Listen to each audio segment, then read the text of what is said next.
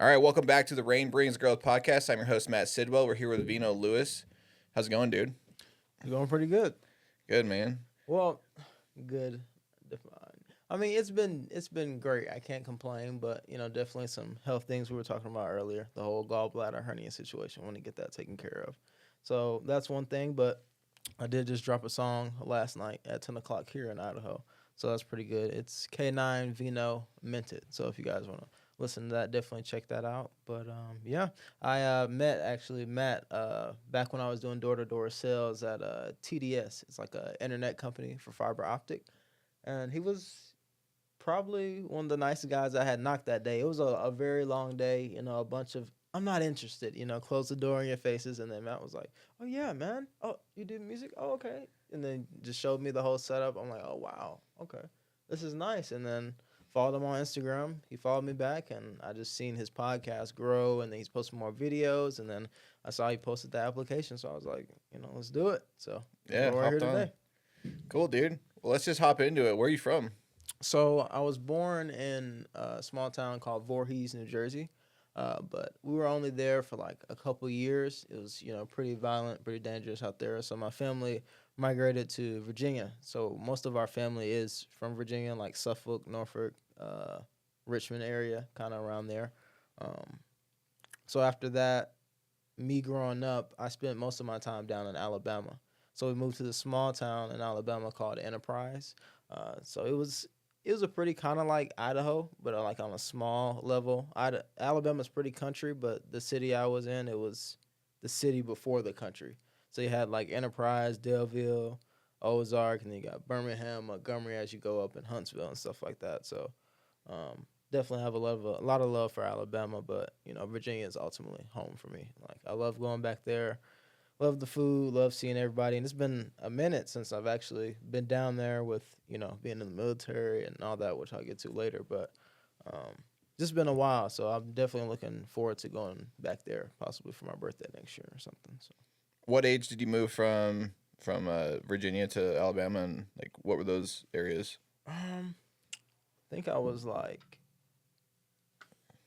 3, 4, 5, something around Oh, that okay. age. Pretty young then. Yeah, so we moved from Virginia. Like Virginia was like a flash for me. Like you remember certain things, doing little small things, but you don't remember like this face, this face. You only Right. get that when you move and then you have visits. So it was like sometimes I remember when I was in like second, third, fourth, fifth grade, I'd be in Alabama, but somebody would like pass away because we had like there's a lot of violence out there in Virginia too, like on the Suffolk side. So anytime something like that happened or somebody passed away, we're like going back there. So it was always that, and then of course we wanted to go back for the holidays too. So it was like I got a lot of Virginia as I grew up older, even though I stayed in Alabama. So Alabama was, I was kind of introverted, really like if I'm saying it right, that's when you're like to yourself Yeah, kind of thing, sure. right? So I didn't really have like a lot of friends in the sense. Like I was just kind of like I love my mom, I love my sister, my uncles, my grandparents. So I didn't really branch out or talk to kids, but kids always wanted to talk to me. And then it got to a point where I would be in class, and there was nothing to do. But if someone was mean to me or something like that, I can just rap on them, be like something cat in the hat. That's why you fat or something. In the class, like oh Vino, that's the kid that be rapping. It was just like Vino, and then some of the girls would be like Kevino, Kevino, like different names. I'm just like it's Kevino. Even when I got to high school, they'd be like Kevin. I'm like no, it's Kevino. So it's just like the name was pretty cool because I haven't heard anyone with that name. So growing up with that name was kind of like cool points. It boosted my aura for sure when I was in school. Um, so when I got older though in Alabama, and after all those trips back to Virginia and back to Alabama, you start to like get more in depth behind your family. I guess you can say like you learn a lot more, like because the world changes as you get older, your mindset changes. So it's like okay, I see where our lives have gone. Like what was I was 8, about to turn 9, and I had my cousin Ty. He was a great football player down in Suffolk, Virginia. but he lost his life after a fight um, one night. And I remember my mom and my auntie talking about it, and they were talking about how my cousin Wu had felt at the time, and it was like he was like right there, like when it happened, like holding him, and it's like I didn't. Well, Like a fist fight or what? yeah, it was like a fist fight. I'm not. I don't want to misquote on what it was or speak too heavily on it, but um, you know how it goes.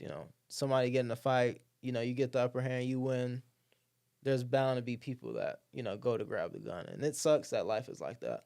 Cause it's like even when I'm out here or anywhere in life, like, and I remember being like, I didn't even get to say goodbye. You know what I'm saying? Like that was my cousin, and then seeing my older cousin go through that grief, like older as that time, I was like, wow, like I don't want to lose my temper and fight somebody or hit somebody, which was a problem for me in school because I got in a lot of fights as I got older in the upper grades. But when you realize what kind of area, what kind of city is, how the game goes, it really changed me. And even out here, like bar fights, stuff like that, like I'm overly paranoid that if I beat somebody up and I don't have a gun, they're just gonna shoot me. Cause I believe there was a quote by Jay-Z, uh, "If you shoot me, you famous. If I shoot you, I'm brainless," or something like that. But it was like, wow, like it's crazy that I gotta go everywhere feeling like I need to have a gun, even though like some people say they don't need it or it'll never like you don't feel like you need it because nothing has happened in so long, and then the time something happens and you don't have it, like I feel like, and that's not just all my paranoia. It's just seeing that at 8, and then when I grow up and I get my own friends in high school, just like my cousin Wu probably did, like I got older and lost friends to the same kind of BS kind of thing, like which when I dropped my song last night, my cover is me and one of my childhood friends, Alfonso, like put together in one. Um, and, I've never really, I spoke with it, with therapy and everything, but I've never really spoke on like how I felt about it really, because it's like when you think about your childhood, you have memories attached, and then when you have those moments when you're a kid, when you're coming from Virginia to Alabama, you have a small amount of people who get you. You know what I'm saying?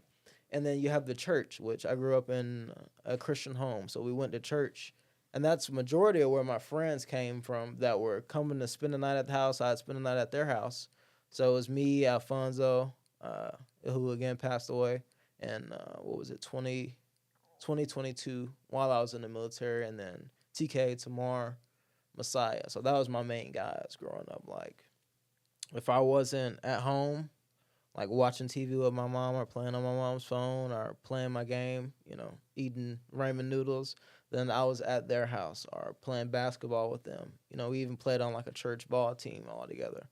So it's like when I got older and I lost friends of my own, like it really changed me. And I see my cousin Wu post, the friends that he has that passed away, and I post some of my friends that passed away, and it's just like, wow, like you hate to see things like that continue, and that's why I'm so big on like speaking on it, because it's like keep in contact with your friends. Like I push that, like stay together, because it's like it's a whole nother world out here. Like it's a whole, you get around different people, and it's like, how do I say this? I wouldn't want my nieces, my nephews, I don't have any children yet, but it's like I don't want them to go through that. So I'm like, if I'm ignorant to it, like I feel like people have different mindsets. Or like when you say that, he lost his life to gun violence, people are like, oh well, I go on his Instagram and I see this and see that, it's like I can't diminish the fact that was my friend. Like my friends are my friends. Like obviously when they're wrong, they're wrong, if they do things, but in certain environments and certain situations, they're just doing what they thought was right in the cards that were dealt. It's like the hero and the villain. Like the villain, when you're younger, you're like, ooh, bad guy. But it's like, okay, the villain lost his brother and then the hero, it was the hero's dad or something like that, like Captain America when was it Bucky and Captain or Bucky's, Bucky had killed Iron Man's dad, the whole thing, and Right. then it's like Iron Man's fighting both of them. But I'm like, bro, I'd be mad too. So it's just like being on the other side of that. I feel like a lot of people are ignorant to how grief hits you, especially like because it hurt different. It's a different kind of pain when I lost my grandma, which was another big mark on my military career, which again I'll get to. It was different because I'm like, she died very unexpectedly, but she died of like a health concern. I think she had like, they were in the kitchen and, she had passed out, but I forgot what the main cause is. But it was, it was crazy. Like she was telling my mom that, something about wearing all black, and she just felt like, I guess she was about to go, but she was ready at the time. And then I got the call and I was like, I'm like, I remember her to be a great woman, but it's like it didn't hit me until again I kept getting older. So it's like with a gunshot, it's like what kind of life they live. So it's always a small chance, that'll happen. So you always have to be ready for that grief. It doesn't take away. But then it's like my grandma, she's passing away. She's been around all my life. And it's like that's something unexpected too. But as your grandparents get older, you always expect that day. I think it just was the timing that I didn't expect so young because I joined the military because her and my grandpa were soldiers, so they served in the army, and I was like, they really pushed to go, like go, and they were with me the whole time, like going forward. I was going to the gym with them every morning in school because before that, they had to get on me, which I'll get back on the school topic and touch back again. Like again, I was getting in fights because I had more friends in high school, but still, again, my closest friends were still the ones that I went to church to, and they went to a different school. So it's like I'm here around. Like I had a few. Like I got around with my crowd in high school. Like I had kids that were in theater. Like I was in theater with some kids. I knew some guys on the basketball team. The rapper guys. I'm doing rap battles at lunch. Like I got along with everybody. Like I don't think anybody had any complaints except maybe a few teachers. But um, high school was pretty fun. I think you learn a lot in high school about yourself, like especially through like knowing what you want as you get older. Because when I was super young, I just had like a fascination with guns, firearms. I would look up my guns on my mom's like phone, like, oh, what type is this? If I saw it on a movie, and I wanted to be a cop when I got younger. But as I got older, there's the whole basketball phase. You want to be NFL, NBA, whatever. And as you get older, my uncles kept it real with me. They were like, as we got older, we laugh at it now. They're like, they really let you think that you was going to the NBA, and it was like at the time, you're like, I'm gonna make it. I just gotta practice every day or something. And it's like, I'm not even 6'6", 6'5". Like that's the real thing. Like you gotta be tall, and if you're not tall, you gotta be insane. Like Steph Curry hitting every 3-pointer from 30, 40, 50 feet. So I was like, got on high school. I was like, okay, that's not gonna work. Whatever. So I got back to the rapping thing later on in high school, but I was always rapping, whether it was recording memos on my mom's phone, my sister's phone, or my stepbrother would let me record in his studio. Cause my parents, which my dad he was from Virginia as well. They ended up getting divorced when I was in 5th grade, which it was hard not having my dad around, but it was like also like conflicting too, because I would have the notes he write me like on my binder when I went to school, and a lot of kids didn't. The kids that I were around at the time didn't understand, so it was like so they like make jokes and be like, "Oh, your dad's not around, or is he getting out?" Because as soon as my dad said, "I'm about to get out, I'm about to get out," I'd be like, "Yeah, my dad's getting out." I go to school, be like, my dad's getting out." And then it's like I have a letter, and then he didn't get out, and I just have to hear those jokes, and I'm like, one time I just had it. Like the kid was doing the same kind of joke, and I just, gave him a good one across the face. And I had my Spanish teacher. She was like, "Oh, Salvador, get out the room, get out the room." And it was just like, that's the one day my grandpa and my grandma sat down with me. It was my grandpa. He's like, some days you just got to put your big boy pants on. Like he was like, they disrespected you, but that was the ultimate disrespect. You don't just slap a man across his face, and that comes with the whole disrespect thing and the fighting thing. Like, you can't just put your hands on anybody, especially with just words, because you never know how they're gonna come back. And I was like, I saw his dad when I was in the principal's office. I saw the kid's dad, um, and the kid's face was still red and everything, and it looked like his dad maybe like gives him a hard time at home. Like, I had other kids tell me that they think like his dad was like hard on him. So I was like, you never know why people are acting the way towards you, you know. So I try not to escalate situations as fast as I did when I was younger, because I know how I can end up on the other side, and I can't, you can't live your life being ignorant to other people's mistakes around you or things that happen around you, because there's lessons everywhere in life that I feel like. So How old were you when your dad got locked up? Um, he has been in and out of jail like my entire life. So when I was younger, I really don't remember him when I was younger, but I have like pictures and stuff. But I would always be able to like call, like he'd call and I'd be like, hey, da da da. So I'd talk to him. And then when we were in Virginia, I always got a chance to go down to the jail and see him, of course. So it was like, wow. But when he got out, I think he got out 2018, 2017, maybe. Don't correct me if I'm wrong. Somebody, family, if you see this, you guys will correct me. But when he got out, I remember going back down there and seeing him, and it was like I was always like a mama's boy at heart, but like I always had that curiosity around my dad because I got older, and it's like, my mom is an amazing mother. Like, she never gave me like the hard route, like about my dad. If I was curious about my dad and I had questions, or like I was like, I miss my dad, I want to write him a letter, she was never like, no, don't write him or nothing. Like, even after divorce, she was like, that is your biological, dad and everything. But as she got older, she's like, this is why we divorced. These are things I went through when I was with your father, which ultimately led to it. With my dad living the kind of life he was living and stuff, I was like, okay, I understand. But she never was like, you can't have a relationship with your father. But these are things that I went through with him. There's things to expect. So as I got older, I had my own relationship with him, especially after seeing him. And it's like, that's still my dad. Like, it's like he looks just like me. It's crazy, actually. I looked at his high school pictures when I went down there, and we were a spitting image, along with my sister. But of course, she's a girl, so it's a little different. But That's not something you want to hear. You yeah, look like your dad when you're a girl. yeah, Yeah. like My but daughter, my young oldest daughter, she looks just like me. So it's do you ever be like, you're my twin? And then it's yeah, like, no. yeah, my mini me. That's what we call her. Yeah. Yeah.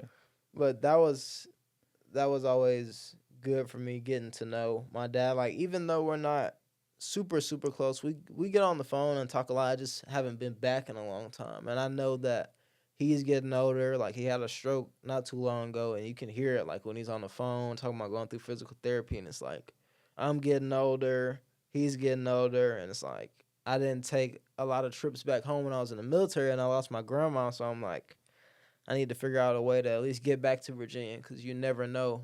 Like, I had my cousin uh, that was staying in Virginia, Cap, which he was rapping, and he was another inspiration for me to rap, because he was the first cousin that I seen that was rapping, like rapping. He had music videos. I go to high school, be like, yeah, I'm listening to that Cap boy, the Mac boy right now. Like, this is what I'm listening to. But his real name was DeMarcus. He had a nickname Red, but they called him Cap. And I lost him in the military too.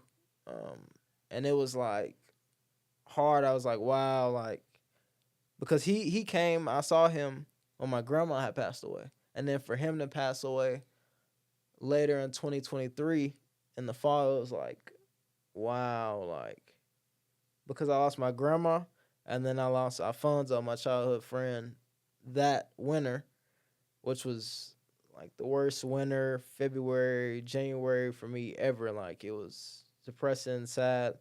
And then the 2023, right around the time I got out, is when I lost Cap. So it was just like back to back to back. And it was like, I still haven't went home. Like, I'm missing people as I'm staying here. And the only time I got to leave when I was in the military was when my grandma passed away. And that was because, you take emergency leave. But I was there, and then I got a call from the sergeants, and they were like, "You got to come back now, or you're in the negative leaves." And I was like, I thought it was uncharged leave. Like I thought, emergency leave didn't count towards your regular balance leave. What does Which that mean? Sorry. so you have you get a certain amount of leave days per month in the military, right? But when you have something happen like emergency leave, like a parent or a grandparent passes away, then you can go on emergency leave, and it's not supposed to. It's kind of like bereavement, and with Bereavement, right? yeah, Yeah. kind of like that, but the military way. But at the point, I was like, I think I'm good, for another couple of days. I'm like, I didn't mind using mine either. But it was like when they were like, come back now or you're going to be in the negatives and we're not going to know how we're going to fix this, which I had. The military was different. Like, I had a lot of discrepancies. Like, I came in there and I had this image of it. Like, it was amazing. Boot camp was amazing. All that was great. And it's like when I got to my base in Mount Home, that's what brought me out here. And it was like, Idaho was cool. It was nice being out somewhere different. But I'm like, the problems I had, like, in, like, my squadron, like, it was cool at first, but when, like, you're doing your job good, I was in services, so I was doing, like, cooking every day for the airmen, whether it was breakfast, lunch, dinner, midnight shifts. We had that, the hotel, the gym, but I was working kitchen mainly. Unless I got injured, I go to the gym, or I had the hotel period I was working for a little bit, but it got to a point where I was like the oddball out. Like, I'm the inner city kid that nobody really knows how to talk to. Like, if they had a problem with me or something, they would just go to management every time. So it's like my strikes as an airman were looking pretty crazy. And it's not like I cussed anybody out or like I was mean to them. Like, I was very accepting. Like, I'd send them my music. I want to hang with them, but I didn't know, like, people would go and talk about me with the sergeant, be like, that Lewis kid. So it got to the wildest point. Like, I was being micromanaged. Like, they didn't want me coming to Boise or anything. So they were like, on the base only. If you're gonna go to Boise, it needs to be on the first day of your off day. But I didn't get the off days consecutive anymore. They were like giving me Tuesdays and Thursdays or something just so I couldn't go anywhere. And it was like the times where I was sad and depressed, where I'm losing people and I'm constantly going to the chaplain. It was like I can't leave either because my negative leave, or I'm under some kind of investigation. It's like it was tough for me, but like I'm very proud of myself for the way that I handled myself. Like, I didn't like crash out, put my hands on anybody. Like, I took it, and I did my job until my last day in, and thankfully, I got out on uh the general under honorable charge. So it's like I got my benefits and everything still. So that's great, but I never tell anybody like don't go to the military. Like, my experience may be different from yours. Like, I'm not gonna tell you don't make that out of yourself, but for me, like, I enjoyed doing something for my family and like, chasing the same thing my grandma and grandpa wanted. I wanted 20 years. Of course, I think I could have did 20 years, but it's like losing people along the way. I feel like it changes you, and sometimes it sets you back because you're losing people to certain kind of lifestyles as well. And it's like, it's easy for you to go backwards mentally. Like, there was a time where I was in the military living like a civilian in the inner city. Like, gun everywhere I go, no matter what, like, fights. If somebody pushed me or anything downtown, I'm pulling like, I was still living in that inner city mindset. And at the end, like, especially after my grandmother, the cap, other funerals, like, it got to the point where that was one of the sole things I think that led to me getting out, was just going back to that mentality. I was like, I'm so past what's going on right now. Like, I forgot completely that I was in the military, and it was like I went so backwards in my mind. And of course, like, you go through phases, but there was a time where it was just me in a dorm, nobody coming to check on me, nothing. I was away from family. You don't want to call them and bug them about things that are going on, or even talk about you got in trouble or anything. And it was just me, like nobody to talk to but the chaplain. And it's like I don't want to say I'm depressed or nothing because people are gonna be like, bro, let's just go drink or something. And it was like that's not even what I needed. And when I tried to deal with that on my own way, it went completely bad. And um, yeah, I ended up out. Like I'll sum it up a little bit. I had a good friend of mine on the base that was going through a lot. Like he was depressed as well. Um, so he just wanted me to come get him at the time because he had something that he had got in trouble for too, or he couldn't go at the time. Like his car was messed up. So I was like, okay, I'll go get him because like I know what it's like to be down and feel like you don't want to be here or any of that kind of stuff. So I went straight to the base, not even thinking of how I was living at the time. Again, I had a pistol in my car, one in the head. I had been like in my car, in the crib, like out and about partying. Like I was supposed to be moving back and forth, but I still had clothes in my trunk. Like I was just living like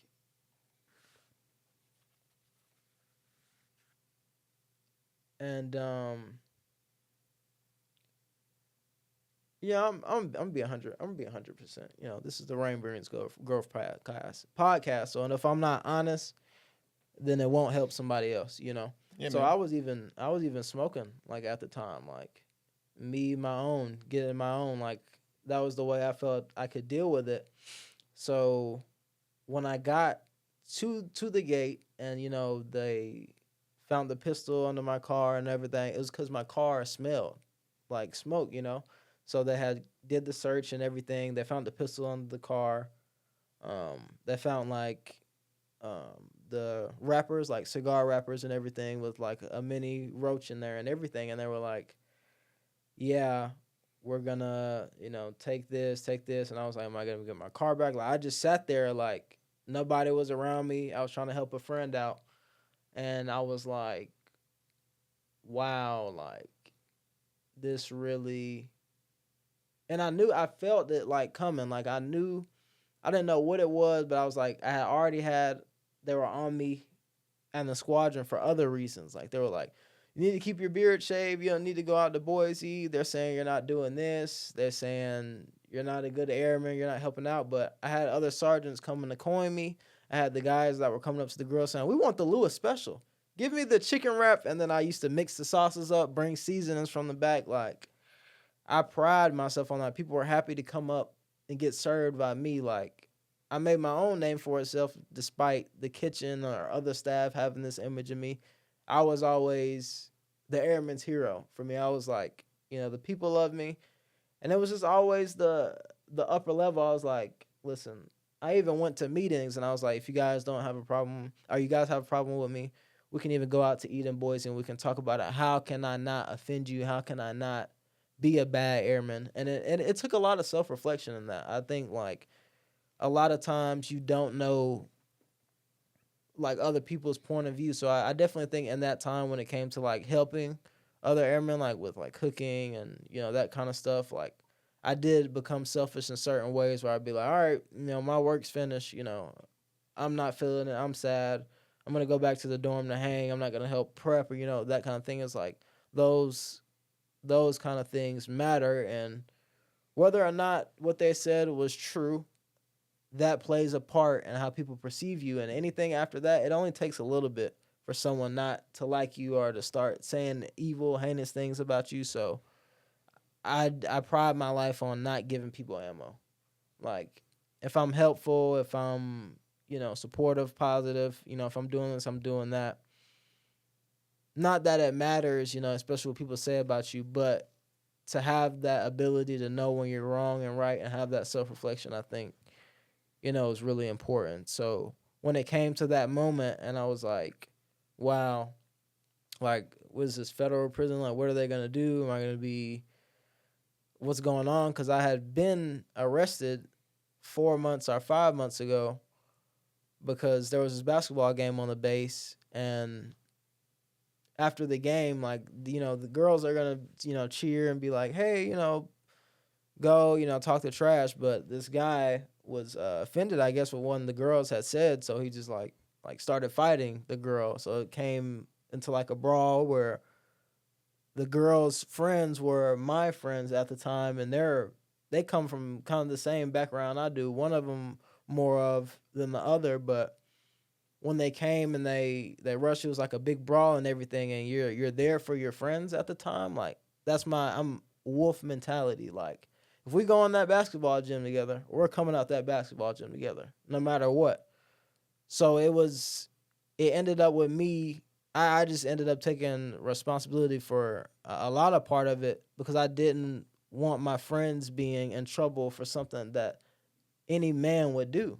As a man, you're not gonna sit there and watch some dude beat the shit out of a girl. Like, what? Like, especially with you having daughters, like, knowing like that. Like, we gotta protect. Like, and when I see people like out in public and some man hits a girl or something, it's like, I understand people are like, mind your business, but when it's like, bro just slung her into some bleachers and like people break their necks, have concussions and all that, like, I don't know. I wouldn't want that happening to any woman, girl in my family, daughter, sister, auntie, none of that. So it wasn't, I just felt the alpha mentality. I felt, okay, get the wolves back to their dorms, or I'll deal with the consequences. And, they had that footage and everything from when that happened, and then there was other airmen that went to go look at the footage at the gym, and there was so many rumors about Airman Lewis. I came in and they were like, oh, Floyd Mayweather, like, saying things, and I was like, oh my gosh, like, I didn't even know you guys were coming to work watching the video over and over again. I'm like, you guys really love me and you'll smile in my face, but then it's like the upper levels, like, we got our eye on you. Like, don't get too comfortable. And I was like, I got too comfortable. So then when that situation happened, like, one of my friends had drove by and saw me, and they was just like, they said it was nothing we could do, bro. That was like, I was like, I'm fine. Like, even after that, so many people, like, my friend was crying for me. He was like hurt. Like, some people that I was cool with at the time was just like bad about it. I was just like, I'm tough skin. I done went through a bunch of losses and everything. So it's like, if you say, oh, you're a dumbass, da da da da, you suck, you let your country, your family down, all that, I took it to the chin. I'm like, I'm fine. Like, I was praying at the time. I didn't know what was gonna go on. And then right after that, I got in a very bad car accident coming back from Boise, because I was by myself, like, staying in Mountain Home for real, because my roommate at the time, Rod, he's a great guy, great man. He's awesome dude, for real. He's really supportive roommate, all that. I was down there, but at the time he had leave and everything, so he was out taking trips. So I was kind of like going through the thing, and he'd be home some days from work, and he'd be like, "Bro, like, pray, like, stay on this." He's very religious and locked in with, the Christian lifestyle. Like, I salute him so much for that, being consistent. And it's like, if I ask him, send me some scriptures, I'm going through this right now, he's on it. Like, and that was awesome having him there. But like, when he was left and he was gone for leave, and our other roommate got deployed, it was like I was really there by myself. So I had a friend, Stick, who like makes beats and everything. He moved back to Atlanta. He's a veteran too. He'd come out and get me because he got out before I did. And he was like, I'll help you through this process. I'm going to the VA, getting my benefits. I'm okay after getting out. Let me give you some reassurance. We'll go through this together. Because it's like, I don't know, like, can I stay out here? Do I really want to go back to Alabama, to like where my friend just lost his life? Like, because if I go back down there and you stick around that, your mentality goes the same, and then you're not only putting yourself in danger, it's your family too. So I was like, I got to think about my life. Like, I can't be on the porch around family like all my life. You got to grow up at some point. So with going through that, he showed me like how he got out and the different things he did and all that. And that was the only consistent like friend other than my other friend who I was going to see at the time when I got arrested. So I was hanging with them a lot on the weekends, but I had different off days. So a lot of weekends I would be missing out because they were off, but I had to work. So I was just home by myself. And if I wanted to go, like sometimes I was just home by myself. I was like, okay, I'll pay somebody that's leaving from the base to take me out there and I'll stay in hotels out there. So I was just buying hotels every weekend, like not just be home like in that mind state. And one day I was driving back, which I was staying in the hotels and everything after the car accident because I didn't have a car. So that was when it got really dark for me. But I was coming back from Boise and I was driving it happened in a flash, but I was driving and then like I blinked and then boom, like the semi had like turned, like when someone takes a sudden turn and you're driving, but then you like look away or something for a quick second, then it's up and you're behind them, and I was like, oh, but I started going under like the semi, but I'm like, I don't know what's going on, like I just blinked and I'm like, oh, like yeah, I know I'm yelling and I'm like, whoa, but I can see my front car is messed up, but I can't see I'm going under the semi or anything, so I just hit the brakes, but I'm hitting them. I had moved like it into park or something, and then I was like hitting the brakes, and then I had to drive, and then I braked it again, and then put it back in park. Like my adrenaline was going crazy, and I didn't even know my injuries. My head had went forward, hit the steering wheel, the airbag deployed, all that. I still have like a pinched nerve in my neck from I had a concussion. Like it was pretty bad, but I got out the car and I was like, F it, bro. It is what it is. Like I don't know what just happened. But it was a dark street. It's like leaving Mountain Home. Is it Highway 55? I'm not sure, but it's like in between Elmore and Ada County, kind of. And it's like, I think it's Amco Road, I think is what it's called. And it was dark. There was no lights. And I'm like, bro, like somebody could kidnap me, anything. I felt so vulnerable. So there was two Ukrainian truck drivers that just got out. And there was one guy driving the truck. He was Ukrainian too. So I was just like, what's going on? And like, he just got out and he was like, are you okay? But he said it in a different way. He just kept approaching me. And then he got like the light or something. And I was like scared, like paranoid. I was like, what are they going to do to me? Like, am I about to lose my life? Like, is this over? Like, I didn't know. It was so dark. And I was like, I'm defenseless right now. So I called 911 and I kept telling them, come on, how far is you? Because I ain't got no pistol on me, nothing. Like, I need you here now. So after that, I waited on them and then I called a friend and I was like, bruh, stay on. Like, I don't know what's going on. And I ended up like passing back out. And it was like, all I heard was like, Vino, fool, get up. Like, get up. And I was like, oh, and then the people were over me, like the police and everything. They're like, okay, let's get him. He's conscious. And then they took me in the back of the ambulance, and then I hung up, and I was like, oh, I just got in a car accident, and then it was boom, no car, and I was talking to my current girlfriend at the time. Around that time, like I didn't have a car for a long time in the military, so when I got the car, you're able to go on dates, you're able to go places now. And I'm like, my mentality was so backwards.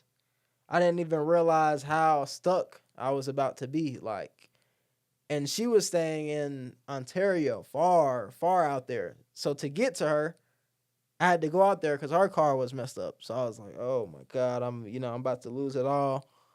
And after I lost the car, like I was just home. I had like a neck brace on, like sick, throwing up. I was like, I can't go anywhere. Like, I kind of just like stopped talking to her. Like, my life was like, I was just like, go on with your life. Like, I'm about to get out the military.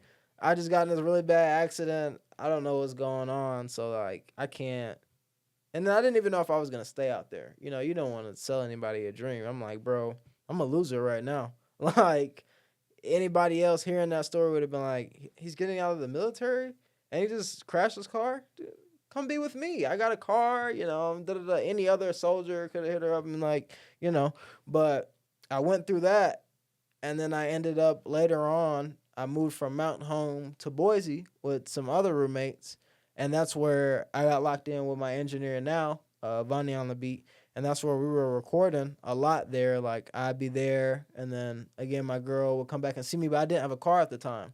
So my roommates, we either like I pay them, we drive out there, and I could go get my girl, or things like that. But that was one part of my life where I'm like, okay, I'm staying out here. I got roommates. I'm getting out. Like, am I able to survive on my own? Like, how long can I push the civilian life really until I need to go home? So, and it's always different when you, and I learned it when I got older, like, especially being a grown man, like, roommates, especially when you're moving into a situation, you're never really, it's not your spot, So, at any time anything happens, regardless of what other people are dealing with, if they get mad one day over something that has nothing to do with you and they decide, we don't want to do this roommate stuff no more, you gotta go. And that's what happened. And it was like, I was just, thinking about my girl at the time. That's my girl, having her over all the time. But it like came to a point. I'm like, I'm not, you know, my girl's super sick. I don't want to put her on these icy roads. Da da da. Da. I can't just throw her out. Like, I'm very heart family oriented. So at that point, that was somebody, that I love, that I really cared for. I'm like, I'm not gonna do that. And there was the argument. And so when it came to me being not staying there, getting kicked out, I was like, okay, I'm thugging, I'm hard bodied. So I'm like, I'm gonna still figure this out. And it was hard for me because I'm like, I'm leaving this amazing girl and I'm about to go back to Alabama and I'm gonna go get in a shootout or something's gonna happen. Like, I, whatever. So it was kind of like saying goodbye to her. Like, I was tearing up as she took me to the airport and everything. And I went back there, and that's where I like learned a lot more, even over time, about my best friend losing his life. Because someone can call you, you can see social media posts about him losing his life, but and again, I missed the funeral too, so I didn't even get to see who was all there because I was on like a restriction. They were like, no, we don't want you going out, you can't use the leave, none of that. So when you get down there back in that same area, you learn things. And especially with you being on social media, like a lot of people don't get this. Sometimes when you lose friends in the inner city, like there's a drill culture. If you know drill music, like I could go on the internet and see somebody post a video of my friend getting killed or make a song going at them, and that's fine. Cause I'm the best rapper out of my area.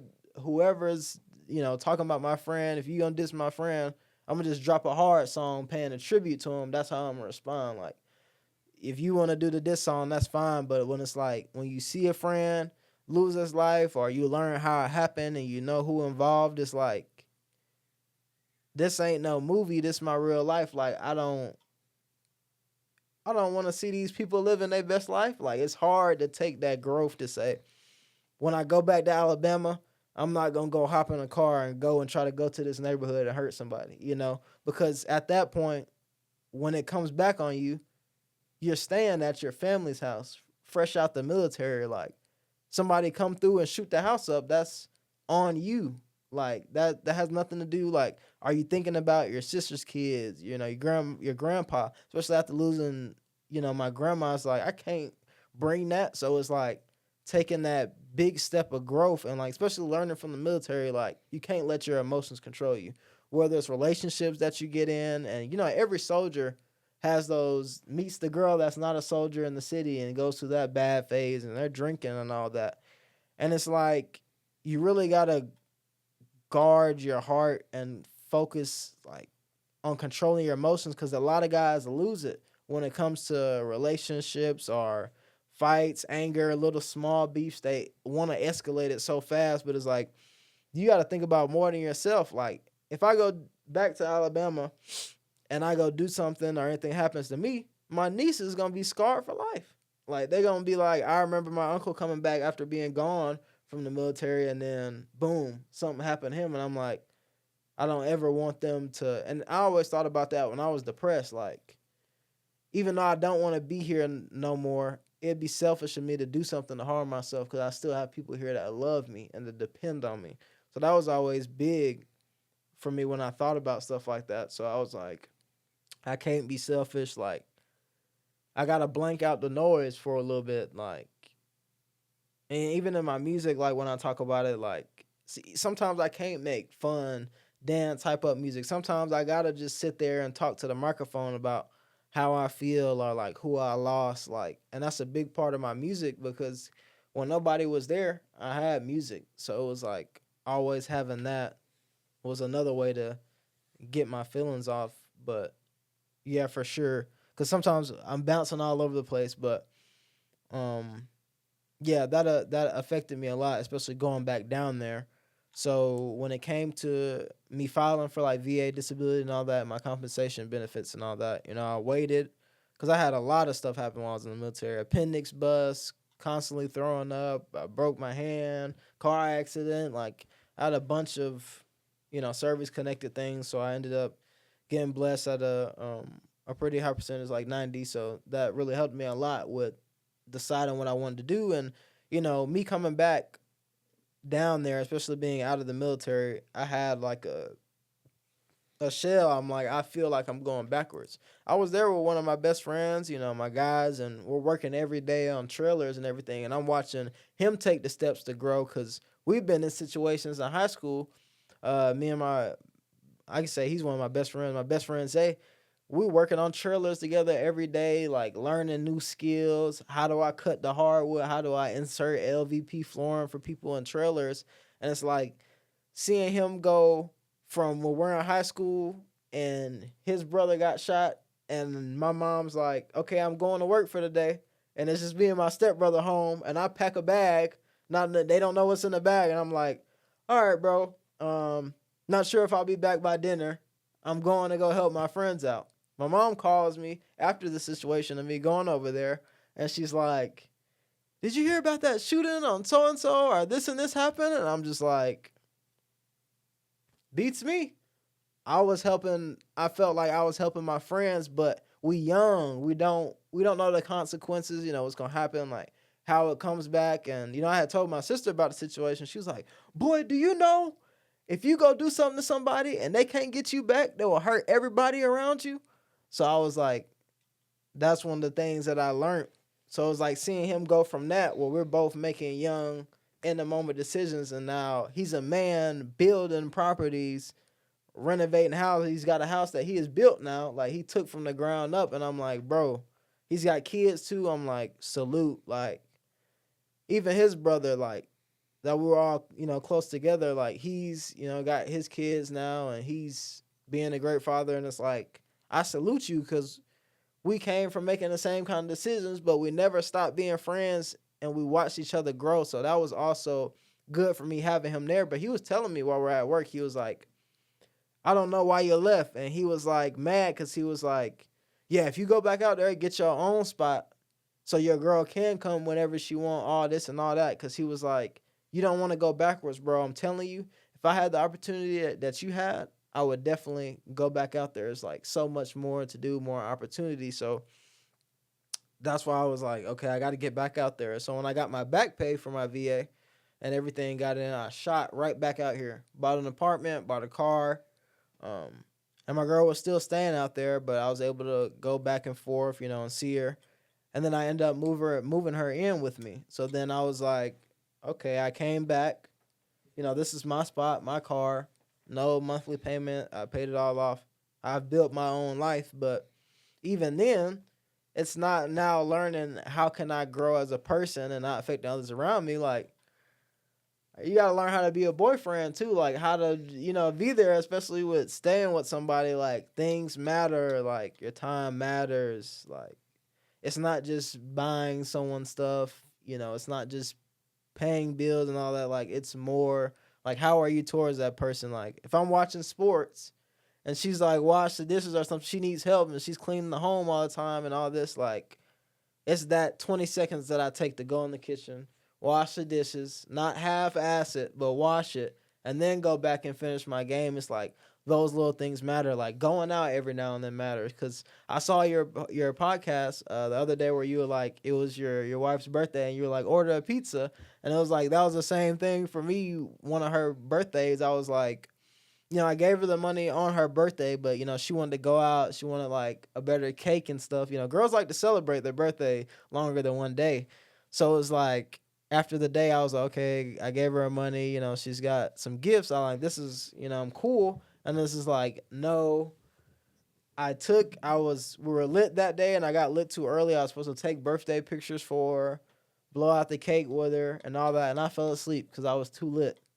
And it was like, wow, like you don't think about it then, but it's like after I was like, God, I was a jackass. Like, how could I, do that? And that plays a lot in a part of, how other people react to or things build up. So it's like learning that changed me a lot as a person too, because it's like when I have friends and I'm older and they're like, bro, I got to get home because of my girl, or I got to do this, or I got to learn this because, I got a girl, or I got to learn this about a car, or fix this. It's like, let me learn from you, because that's another part of being a man. Like, I'm going to have a daughter one day or a son. Like, there's things that I have to learn now, like when I'm with my girlfriend, because when she's my wife and we have kids and all that kind of thing, like, you got to learn that, because it's like if I'm not on top of that, again, like the guy was talking about your podcast, is like, what are my daughters going to see if I'm just like, all right, you guys go to Chuck E. Cheese, I'm just going to stay home. I'm fine watching basketball, waiting on my parlays to hit,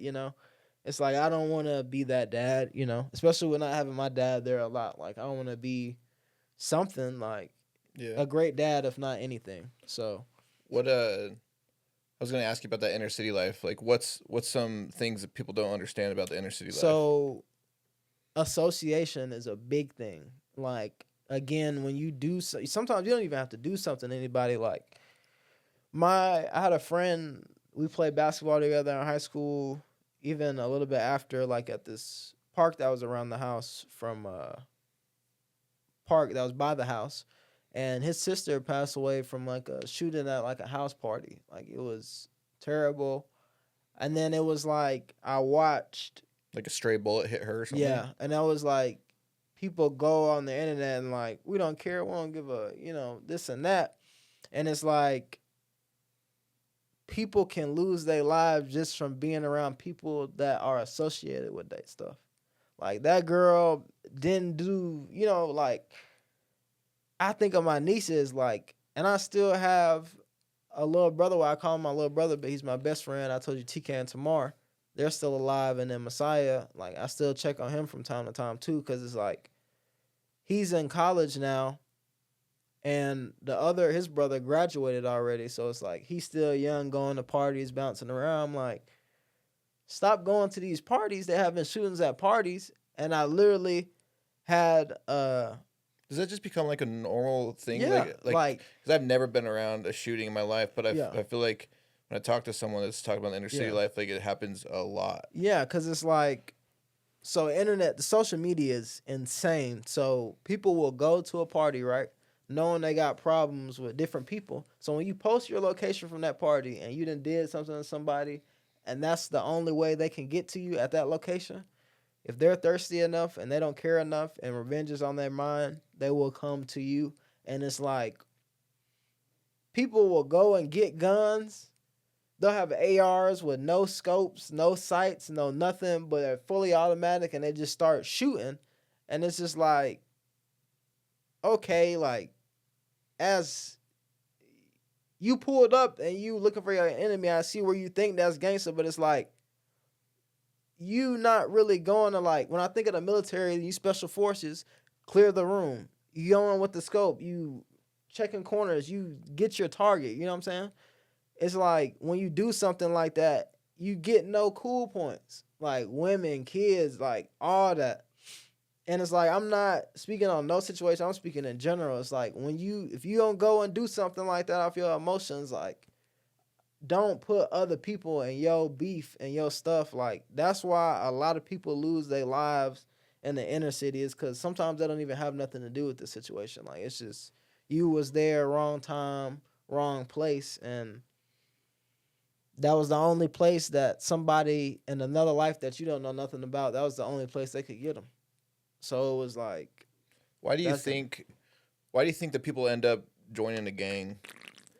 Is it have to do with just having like a family, or is it like family? family money plays or a part. Like a lot of people I know, like their dads were in it, or their dads were, especially being in Alabama, being like a small city, like people's dads are stamped, down there. So it's just like, oh, your dad is so and so, okay, and it's like that family may be mostly associated with a certain gang, and it's like, okay, so they're, and I'm gonna just use like colors for right now, like they're with the black flag gang, and then it's like where I come from when I'm coming down there, and I learned that as I got older, like I see my cousins losing their life, but they're like blue flags and there's like red flags out there. And when you go to Alabama, it's like the same kind of thing, but it's like they were already set with their own culture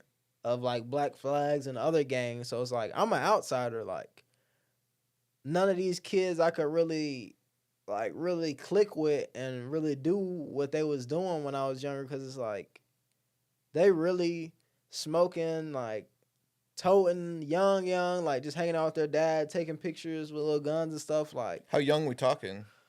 like seventh grade, eighth grade, like, cause you have dads, and then the dads are in jail, and then it's like you got older brothers and stuff too, and it's like when we're in high school, you recognize people by their brothers too. So it's like, oh, you what's the name, little brother? And that brother might not even be in school no more, or he got suspended or expelled, and it's like they feel like they got to live up to that, or they got to do it, and it's no way of getting out other than what you seen from your dad. So it's like, and I'm not knocking none of them, they doing what they got to do, whatever, but it's like that's how the game goes. Like that's how the world is in this environment. When you put people in a small town and you grow over time, and certain places become neighborhoods, and you have this neighborhood, it changes. Even with the school system, like the school I was going to, the school that was like 30, 40 minutes away, Dothan, that's where my best friend, when he had moved, and like I have kind of lost a little bit of contact with him for a while,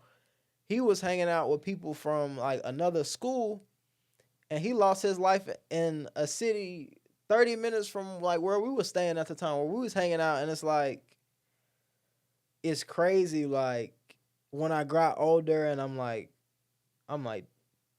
I hate going to Dothan. Like I don't even want to go eat out the restaurants no more, because all I got to think about is my best friend losing his life.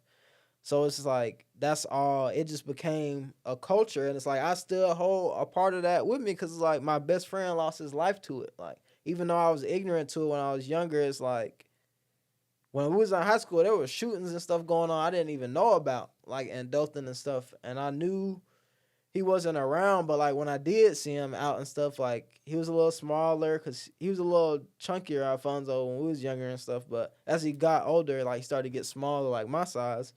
I'm locked in, like, what's up, Alfonso? But it's like I know, like if I was, because I was big on the military, I'm trying to get my friends to come into Idaho. I was like, if I would have just followed them back, like or followed them a little bit earlier, and be like, hey, it's Vino, you know what I'm saying? Instead of waiting until when I seen them and just hitting them on this account from way back then. I'm like, oh, he probably got my old Snapchat. Let me let him know my new one. Like small things like that. I knew I could have put him on a flight, like planned a trip with my boys, because I'm getting paid a guaranteed check every 2 weeks. I could do something with that. Like if I'm helping my mom and my sister, like I want my boys to be together, So it's like when he passed away, I was like, I'm out of town. Like I'm not even around. And it's like I still see that culture go on. Like when I'm down there, like I think about that too. Even with wanting to go down there like for the holidays, I'm like, wow, like it's not just losing my grandma. It's like the fact I'm coming home seeing friends, and my original group is down one or a few. It's like, because I feel like that's an undermined part of grief. And when you come from like an inner city, and we talk about like the different gangs and why people join the gangs, it's like some people are best friends, and they grow up and they all discover gang life at the same time. So it's like they join all together, like we're in it together. And it's like you join that life with other people, but by the end of your road, it's just you.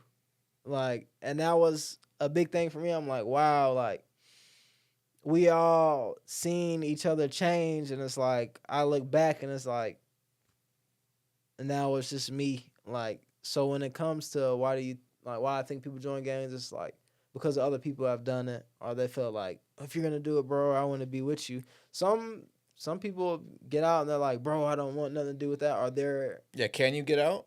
Yeah, well, a lot of times, like in Alabama, because it's different in different places. Like LA is, it's hard. Like Bloods and Crips. Like there's DPs.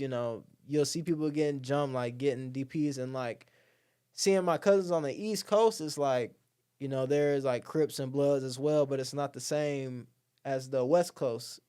Crips and Bloods. Like it's different.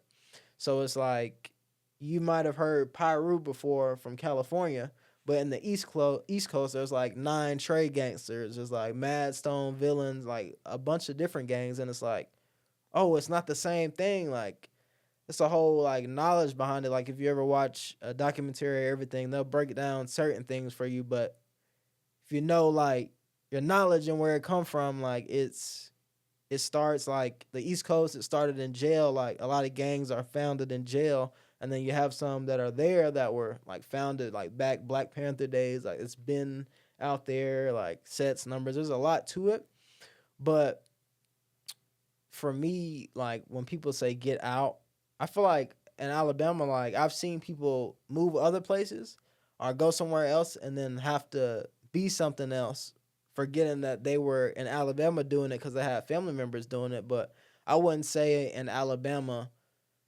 it's hard on gang banging. I feel like people are from like neighborhoods, and if most people in that neighborhood are that, then that's what I see out that neighborhood. But as far as like the group like that was my best friend was with, and we working on a tape and everything for my our brother that passed away and stuff. But it's like there might be a blue rag here, a red rag there, maybe like a black flag there. Like sometimes people bond together based off who they lost too. So it's like some people just carry it with them. Like there's a difference between being a gang member and being a gang banger. So you can be a gang member, be around every day, but a gang banger is like, whoa, where you from? You this? I hate you. Let's get it on. Like, give me my fade and all that. So it's like it depends on different areas, but a lot of people don't even live long enough to think about getting it off because again, I had the fortune of going to the military, seeing other things in life. So it's like I missed out on a lot of deaths and shootings I probably would have been there for if I would have never left. So it's like some people go to college, and if they don't go to college away from that state or city, they still find their way back to their neighborhoods when school is out.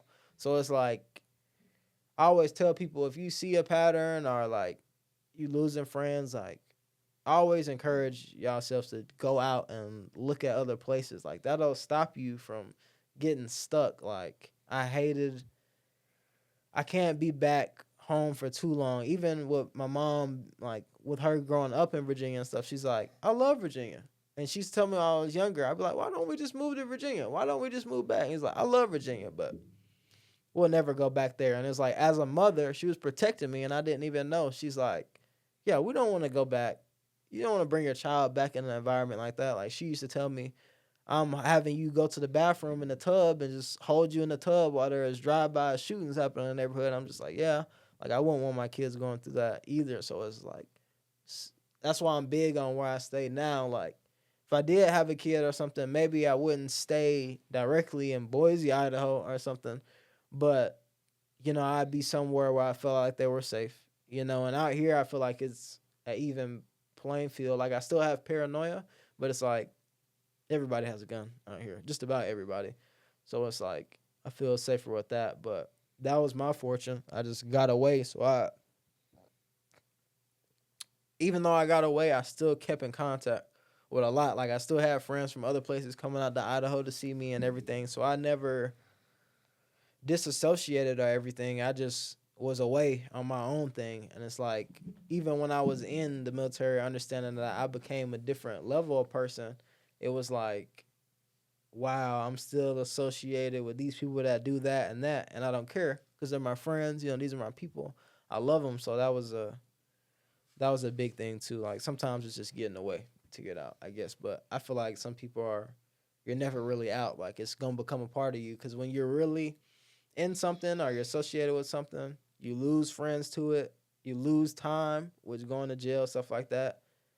You might lose your girlfriend. You might lose your child. You might not have custody of your child. Like, there's a lot you can lose. So it's just like, if you go through that, like anybody that's gone through that will tell you, just go away. Like, don't stay around.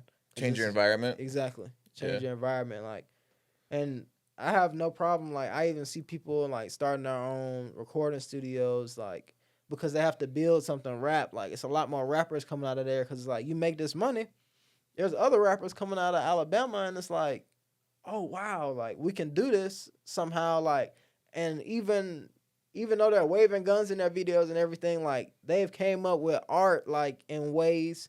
And I was one of the first ones going down there, like, rapping every day, like, you know, you be rapping. And I'm, like, battling people at break and lunch. Like, people coming up to me, recording me as a freshman, and they're seniors. They're like, oh, spit something for us, Vino. And it's like, now, I was doing it when it wasn't cool. So it's like, now, when other people, they going through this life, and they see me move to Idaho, and I'm shooting a video about some mountains, they're like, okay, let's just start talking about what we done, but like, let's start something, you know? So it's like they rapping about what they go through, the stuff that's going on actively, and it's like, it's working for them, you know, they blowing up. So it's like, when you get that money, get away. Like, I see more younger guys taking trips now, going out, and it's like, now they might get a B&B in Atlanta this weekend and get it there and there, but it's like, sometimes I see them getting back from them trips, and they still stuck. Like, they still ain't gone yet, but slowly but surely, I feel like a lot more people are moving, like, starting to get away, at least take trips. What do you think the role is of, like, a present active father growing up? Like, do you think if they have a strong father in the household, your chances of joining a gang are less than if they're always in the system, or like if your dad's pushing you away from it, you know? Right. I feel like a lot of times with a lot of dads are grown and they're still in that young mindset, like, I'm king, I'm the kingpin, I'm still the GOAT, you know what I'm saying? My son gonna be just like me. And a lot of times, like, the dad's still there and they still become what their dad was or even worse. And then sometimes the dad is like still that, but he's really, really on his sons, like, boy, no, I wouldn't even let you be around. Like, sometimes the dad has them in that environment and they've already seen it and stuff. So it's like, the dad being there or not, I feel like you can take it by case basis, because it all depends on who the father is and what the child was already exposed to. Yeah, so if the dad is like wanting to push them in the other direction, though, then that's... I feel like that's big. Like, if as a dad, you've like... setting the example. Yeah, so if you've already... they came into this world and they seen this and that, maybe as a father, y'all need to move. Maybe you need to put it like... because it's not just you. Like, if you feel like you got a problem with that environment, you got to keep doing that. Like, there's ways to not influence your kids. Like, you need to go to college. I'm sending you to college out of state. I'm putting my money, however you get it, I'm putting it into you. You know, and friends, your kids are going to have friends. You know what I'm saying? And I think it was an important quote. You said, your kids are not going to fail to listen to you, but they always emulate you. And even though I had friends that were, they might have just got through having a shootout, whatever. And it's like, my mom being that passionate, loving, caring person, I had a big heart growing up. So it's just like, we good, bro. Like, what did they do to you? You good? You ate? Like, what's going on? Like, yeah, when you gonna get out of the hospital? Like, how bad did they shoot you? What's your probation officer say? Like, what's the sentence? Like, these are questions I'm asking. It's like, I done have friends I'm talking to on the phone, and it's like, they got into something and they lost their life while I'm on the phone with them. So it's just like, being there is big. Like, being a voice, like, as a father, a friend, anything. Like, I feel like if you try, like, you can really influence people, like the placebo effect. Like, if you tell your son you don't want to be doing this, and you really truthful about it, they're not going to want to really do something like that. Like, and sometimes the dads start that and then they go to jail or something. And it's like, well, you can't tell them nothing now. Like, so being there is like super important. But like, even with me, like, my dad not being there, like, My mom was great. I had other father figures like grandparents, my best friend's dad. Like having, it's all about environment. Like even kids that don't have their dad, like they'll be around other kids that have a dad, and like they've seen like other routes. But I feel like it's all on the dad. I definitely think like being a good parent, understanding to not just think for yourself and like the fast way, but think about your kids. I think that's very important because it's like, Yeah. yeah, for Did you sure. ever have any close calls where you were close to a shooting or anything? Yeah, I've had a few times where it's like, and in the moment, it's like you feel like you doing what's right. Like you with your friends, you with your guys, and if somebody threatened that they finna come and shoot, I don't care what we got. Like I done been in a situation where I got a 22 rifle, my friend got a 40, and then my other friend got like what do you have? What was it? It was another rifle or something. He might have had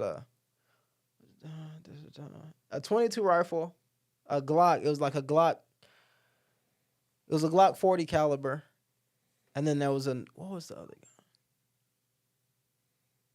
It was like a 9 mil or something. It was another Glock, but and that's all we had. And these people talking about pulling up with AK-47s, ARs, like boom, boom, boom, boom, boom, and we in like it's not like a hard brick house or nothing. Like it's very plywood. Like you can get through easily, and those kind of ammunitions pierce easily. People lose their life from shooting in apartments and townhomes and all that, and it goes to the wall. So it's like in that moment, you don't care.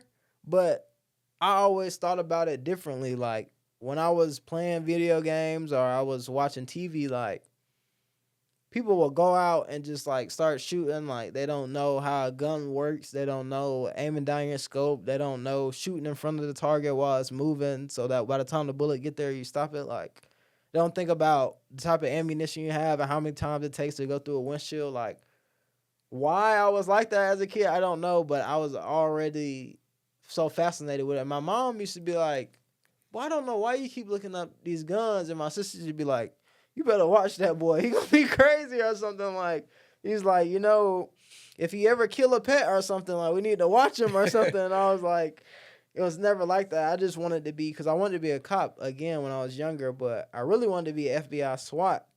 But then when I was joining the military and it was like, you could be security forces. And then I heard about how that life was. I was like, bro, it's not even fun. Like this is something I want to do on my off time. Like I don't want nobody telling me how to do it. And so I already learned my way with guns before I even joined the military. So it's like when I went to basic training and I'm firing, like I almost hit all my shots, but I had to pee. And so I was like, I could be so hard right now and pee on myself and hit all these targets. But it's like you're in basic training and it's like everybody's watching you like, he peed on himself. But like, well, hit the targets though. So I was just like, boom, boom, boom. I was like, I gotta pee, because you can't move when the firing line is live in basic training. So I just I took the L and I was like, God. And I saw the other kids that had marksmen that like were too off from perfect. And I was like, bro, like, you don't even know. So it's like, now I'm out here, I see people training for matches and stuff. And I'm like, I like to do this for fun, but like, now I'm out here and I can just get guns, customize them. Like it's different than what it's like down in another situation where it's like you use what you got or you don't know where this gun came from or you don't know where anything is. So it's like I always like to be knowledgeable, knowing what I'm going into. Like I'm not gonna play a game stupidly. Like if you're gonna do anything, like think critical, be on point about it, because all it takes is one wrong movement, a wrong reload, anything, not knowing how many you had in the clip, and then you're shooting from inside the house and outside the house, and you're like, oh my God, I forgot this is 45, 19, and 11. I only have 8, 9 in the clip. And it's like, oh, where's the other clip? You don't even have it. And it's just like, boom, they're through the door, rifle, you're gone. Like, it's over. So it's just like, knowing those things is, I feel like, what separated me from a lot of people and also kept me here, like, through a lot of situations, like, knowing the other way around it, like, and then joining the military and getting more knowledge, like a actual like training. It was fun. My favorite day of basic training is when we had to simulate going through and having a gunfight and everything. Like it was That was a day I was flipping over cars and got your sergeant. Like it was pretty fun, but yeah, that was it for me when it came to the guns and stuff. But what was the last question you asked again? I'm just wondering. Yeah. I was. I don't even know what I said. Yeah, dude, that's crazy. I mean, I feel like here, especially anybody in Idaho, like they don't understand. Like I know I don't understand anything about inner city Yeah. life. Like I've watched Boys in the Hood a couple times. Yeah, and it's like, but I don't know anything else. You know. Exactly, and that's like a big thing for me. Like again, my day job is Ricky. Like I joke about that, like with people at the door and stuff, like because it's different. Like out here, like with the door-to-door sales, like I knock on someone's door, and they either think I'm like refugee or like, because there's other like African people out here that are like African, like they don't speak English. Yeah. And it's like I've had a family, like one of my good friends, they're like African, like not from here, but they're like it's different, like it's a different culture. But some people think I'm that, and they just like either it's they think I'm that and I'm not from here, or they think I'm like casing their house. Like you'd be surprised how many times people have called the cops, and I don't knock on no solicit doors. How many times people call the cops because I'm like walking around, going door to door, and if I see a no soliciting sign, I'll skip the door, and they're like, "This lady called the cops on me not too long ago because I was knocking for my job," and she was like, "I noticed, like the dude was taking pictures of me. She pulled by this guy's house, and she was like, 'Yeah, we're gonna get him.'" And I saw them, got my ID, all that out, and she's like, pulls up around the corner to me, like stops me at the stoplight, and she's like, "What are you doing?" And I was like, "I'm just working right now. I'm with, this Bright Side Windows. This is, my window company." She's like, "Yeah, so we noticed you weren't going to every house." And I was like, I changed it up so, like even now, like if I was relaxing at home, I wouldn't have this same clear voice. But I've learned to adapt, like so people can understand me. But it's like, "Oh no, ma'am, I just don't like to go to no solicitor doors because I like to respect people's time." And she's like, what the hell? He's not a thug. Like, like she's like, "Oh my God." It's like I get that reaction so much, and it's like I'm glad I learned that skill from theater. Like I can adapt. So when I come to your door, and you think I'm gonna stutter and I don't know what I'm talking about with the sales, and I go through and talk to you about it, and you're like I judged him, and then he came to my door and was fluent, eye contact, shook my hand. He was respectful, and they're like, "Wow. Yes, I will take this appointment." Like, I've had people text me, report me to the Better Business Bureau, and they're like, "He's a great canvasser." Like, I've been around like in the canvassing industry, and I love it. Honestly, like, I'm going door to door. Like, I have some older ladies that like, they grab my hand and like, "You need to be careful out here. There's a lot of people," and they love politics, and I'm not like. I love the politic memes, bro. If you seen my likes on Instagram and the stuff that I like, bro, like I love the dark humor on both sides. And it's like they'll be like, "Those people around the corner, they love Trump. There's a lot of racist people out here. You need to be careful." I'm just like, I'll be okay. Like I've had one guy call me the N-word at the door, but he was like in a wheelchair and like he had a dog, and I just feel like the dog had just been pooping all over the house. He was just like, he might be thinking that he's in 1960 something, Yeah.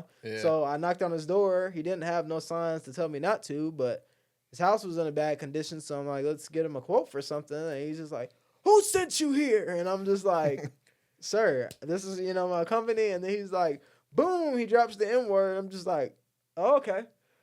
I was like, "Well, have a good day, sir." But in high school, I would have been like, "Boy, what?" And I would have just started hitting you or something. But it's like, I've grown so much in life, like I can joke around about like How'd you get that mindset swap?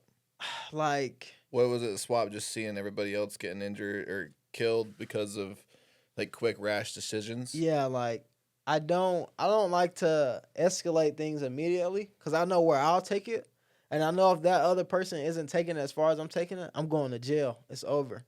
Like it's about knowing like Picking your battles. yeah, you got to pick your battles. A lot of people say if you pick your battles, you're a pussy, but I'm like, no, you're smart. Like a lot of big time gangsters, rappers like Davon Bennett. You know who King Von is? Mm-hmm. Yeah, like being like watching that happen, like from the start, like how he started and O Block and all that, and Nipsey Hussle. yeah, like Nipsey, like that rash, quick conversation, that little small thing, boom, something happens, and it's like all your life you done made it out, you got millions on millions, the girls, the cars, the whips, all that, and then boom, a quick decision. Because it's like some people are programmed, like it's in them. Like if you come up to me asking me what I bang, some people are generated like I'm swinging first, I'm shooting first, like not knowing that there's ignorant people out here in Idaho that like think they really, really like that, and they'll come up to you and be like who you think you is? I'm from this and that, and then it's like you tell them where you from, and they're like, oh, he's one of the guys we try to like emulate. Like we want to be like guys where you're from, and it's like a lot of areas, places to start gang banging for no reason. Like when I'm out here and I hear people say gang banging, I'm not taking anything away from anybody out here. I'm just saying like how it's handled and the little stuff that happens. I'm just like, man, y'all really ain't have no idea. Like if y'all was really in that, oh my God, there'd be so much more killings and shootings out here. Like, but this is a actually good place. Like people who like that aren't from here. They come here to get away from that. So it's just like, don't start that out here. Please don't. Like, I love it out here. I don't want y'all coming, starting something to come rob me, try to get my car, because I'm going to blow at you first. This is the state where it's, legal. If I feel like I'm in danger, like... Stand your ground law, right? Oh, yeah. And that's why I'm like... I've already had these situations so many times. So at that point, if you get me and I'm in a state like this, it had to be 20 of y'all coming to my house and just spraying. Like somebody had to give you $5 million, $1 million or something to get me out the way, because I don't be bothering people. I don't go out. None of that. Like I'm strictly music, work, my girl, the game, NBA, YouTube. Like I'm pretty simple, but it's like out here. It's like some people are ignorant to it, but it's like I feel like this episode, like this podcast, will like give people like another ear, like because it's hard when you see people. There's some people, bro, when you tell them that my friend, lost his life or whatever, and they're just like, oh, well, he lived this life or this and that, and they're like invalidating all your feelings. It's like, damn. Should I be feeling grief for this person? Or should I only be crying about my grandma since she was a perfect soldier, a great woman, all that? Like, does that take away to the fact that I lost Alfonso before all this?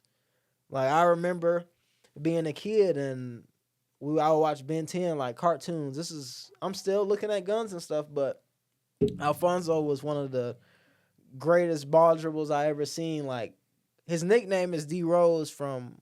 the other inner city life, but to me, he was like Kyrie Irving. That was one of his favorite basketball players. He had number 2 on his jersey. He had the Kyries, the LeBrons. Like, he was that. And like, I remember us playing church ball, and like, one of my other like friends, kind of like family friends too, was like, when I wasn't that good at basketball, he would always get on me. And one day I was just upset, and I just went in the bathroom and cried. Like, I was a little softer when I was younger, like not having my dad around, just my mom. I was like a lot of emotions. So I just was in the bathroom crying, and Alfonso was the one from the team, came in and he wiped my tears off, picked my glasses up because I had slammed them against the wall. And he's like, blank out the noise, don't hear none of that. Like, let's go out there and play basketball. And I went out there and I scored, and like the church was like, whoa! Because like when you're not that good and you score, bro, the crowd goes more crazy. But like when you're expected to do it, they're like, right, okay, whatever.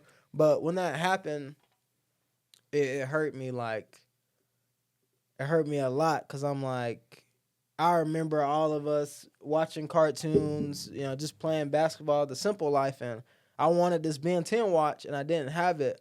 And Alfonso was like, one day at church, he was like, yeah, I'm going to use my mom's card to get another one. Like, he would always be joking about using his mom's card to get new shoes and stuff. And his mom was great. And all that. She was great. Like, we go over there, she has food and everything for us. And he was just like, he would always do that. And he'd get in like arguments, with his mom and stuff sometimes. But he was a great kid. Like, that was like, that was just that one friend. It's like I'll always that it'll never go away. It's like losing a brother. So I'm just like when he gave me that Ben 10 watch and he was like, I'll get another one, that showed me like one of the first signs of not being selfish. Like even when my mom didn't have it and I didn't have a lot of new shoes, like TK and Tamar, they'd give me stuff out their closet. Like that was big for me. So like losing one of those people that did that for me, with me not even being from Alabama, I was like, wow, like I gotta think of a lot of childhood memories of my only friends, and it's like we all separate. Like even the two brothers, TK and Tamar, like they're still brothers, like family keep in contact and everything, but like I'm here, brothers there, college, and the other ones living life. Like so it'll be big for me actually going back down there holidays and like honing in on seeing these people, introducing my girlfriend to these people, like because it's that kind of stuff is important. Like I miss out on so much time, so that's why I'm like that was the biggest thing for me. So when people hear this and everything, like I always want people to think about the other side because there was always nobody's born a monster. All right, nobody's born a killer, a robber, a thief. None of these things. Like you're innocent, I believe, when you come in this world. Other than I'm Christian, but not to bring religion. We're born into sin, that kind of thing. But it's like we come in this world not knowing who we really are yet. We grow as time goes on, and it's just so happened that that person was in a different environment and he had some different choices, And Alfonso lost his mom at a young age. So it's like, if I would have lost my mom and I would have lost out on her kindness and all that, I would have been the same way he was. I would have been out here like, oh my God, like it would have been bad. You know what I'm saying? So losses change people like a lot, and you lose parts of yourself when people go away. And I think that's a big thing. So but me losing so many people, I've also learned a lot. So it just changes the way that I deal with people. Like I look at people different. Like a lot of people may see a kid with like his pants sagging or something out, and it's like, oh my God, that like what is wrong with him? But I might go up to him and say, bro, pull your pants up, bro. Like we're in Idaho, bro. Like these people giving you weird looks. I want you to be able to come in and shop and not give someone ammo to misjudge you or any of that. Like don't give nobody no ammo. Like it's different ways to do that. So and even when being in the military, it's like when you're an inner city kid and the military brings a lot of different people together. It's like even in basic training, like there was guys coming from other places, and there was one guy like Petty, and I met him in basic training. Like he had lost his uncle in front of him. Like he had seen people shot die in front of him and everything. So it's like there's other people in there that think they like that, and we were fighting in basic training all types, and it's like you locked in that moment. I'll really come up to you like, what's up? Let's do this. Like, because from my way, they handle it like people get shot, bleeding out. Like, it's that. So it's like some people, that ignorance sometimes causes people to, like, not say something happens to them, but like being ignorant to that person's lifestyle, sometimes you can piss somebody off. Like, imagine somebody like me coming out here and then you're just like, oh, you thug or something because, the certain way, anything like, and they haven't learned that emotions first. They might crash out and shoot you or something. Like, I feel like it's important to know people in all perspectives. Like, I think that's very important, like, for real. So, yeah. How'd music get you through like your hard times, man? So when I was younger, I heard so much different music. Like I hear my sister, she would dominate the radio. Like Where'd you get started on what kind of music? So Like there was like earliest years you can remember. Like what were you listening to? gospel, Yeah. first thing, because my mom playing it hardcore, and Anthony Hamilton, gospel, um, like Kids Bop or whatever my sister was listening to. Like she'd have Big Girls Don't Cry. Like Yeah. my sister's, she's black like me, but she had a lot of the famous white girl music songs going through her playlist and all that. And she was watching like Freaky Friday. So I'm like, I'm in my room by myself, no friends. I might go in there and watch it with her. And I'm like, okay, like I get the singing, the soft voice and everything. And then I hear my sister, she's more of like, she's not a tomboy, but she was raised around the cousins I got that are like neighborhood Crips. Like, she's around them. Like, she's with the boys. Like, she's a gangster in a woman's body. Like, literally. So I'm hearing Bootsy, blasting, devils get them off me. Like, F the police, all types of stuff. So I'm like, okay. So anytime I'm on the voice memo, I just start going to a genre. Like, I had, like, rock songs. I was like, like, just saying stuff. And I was watching, like, Star Wars, Ben 10, and people would go online and make YouTube music videos. So I would go when my mom would have, like, a computer or anything, or she was at work and I had a computer access. Like, she worked at a hotel from 3 to 11 or 11 to 7. I'm on the computer whole time. So it's like I heard these different songs and I'm like, my music is all over the place. But when I got older, like, it was like it gradually grew from rock, Breaking Benjamin, Eminem. And then when I got older, I still like rap music. And there was Drake. Drake was just a lot. Like, I heard Drake a lot. And Rick Ross, too. And my sister was on that Meek Mill. So I'm like, I get the idea of rapping fast, all that. But I think I was 13, 14, 15. And I had figured out about Young Thug.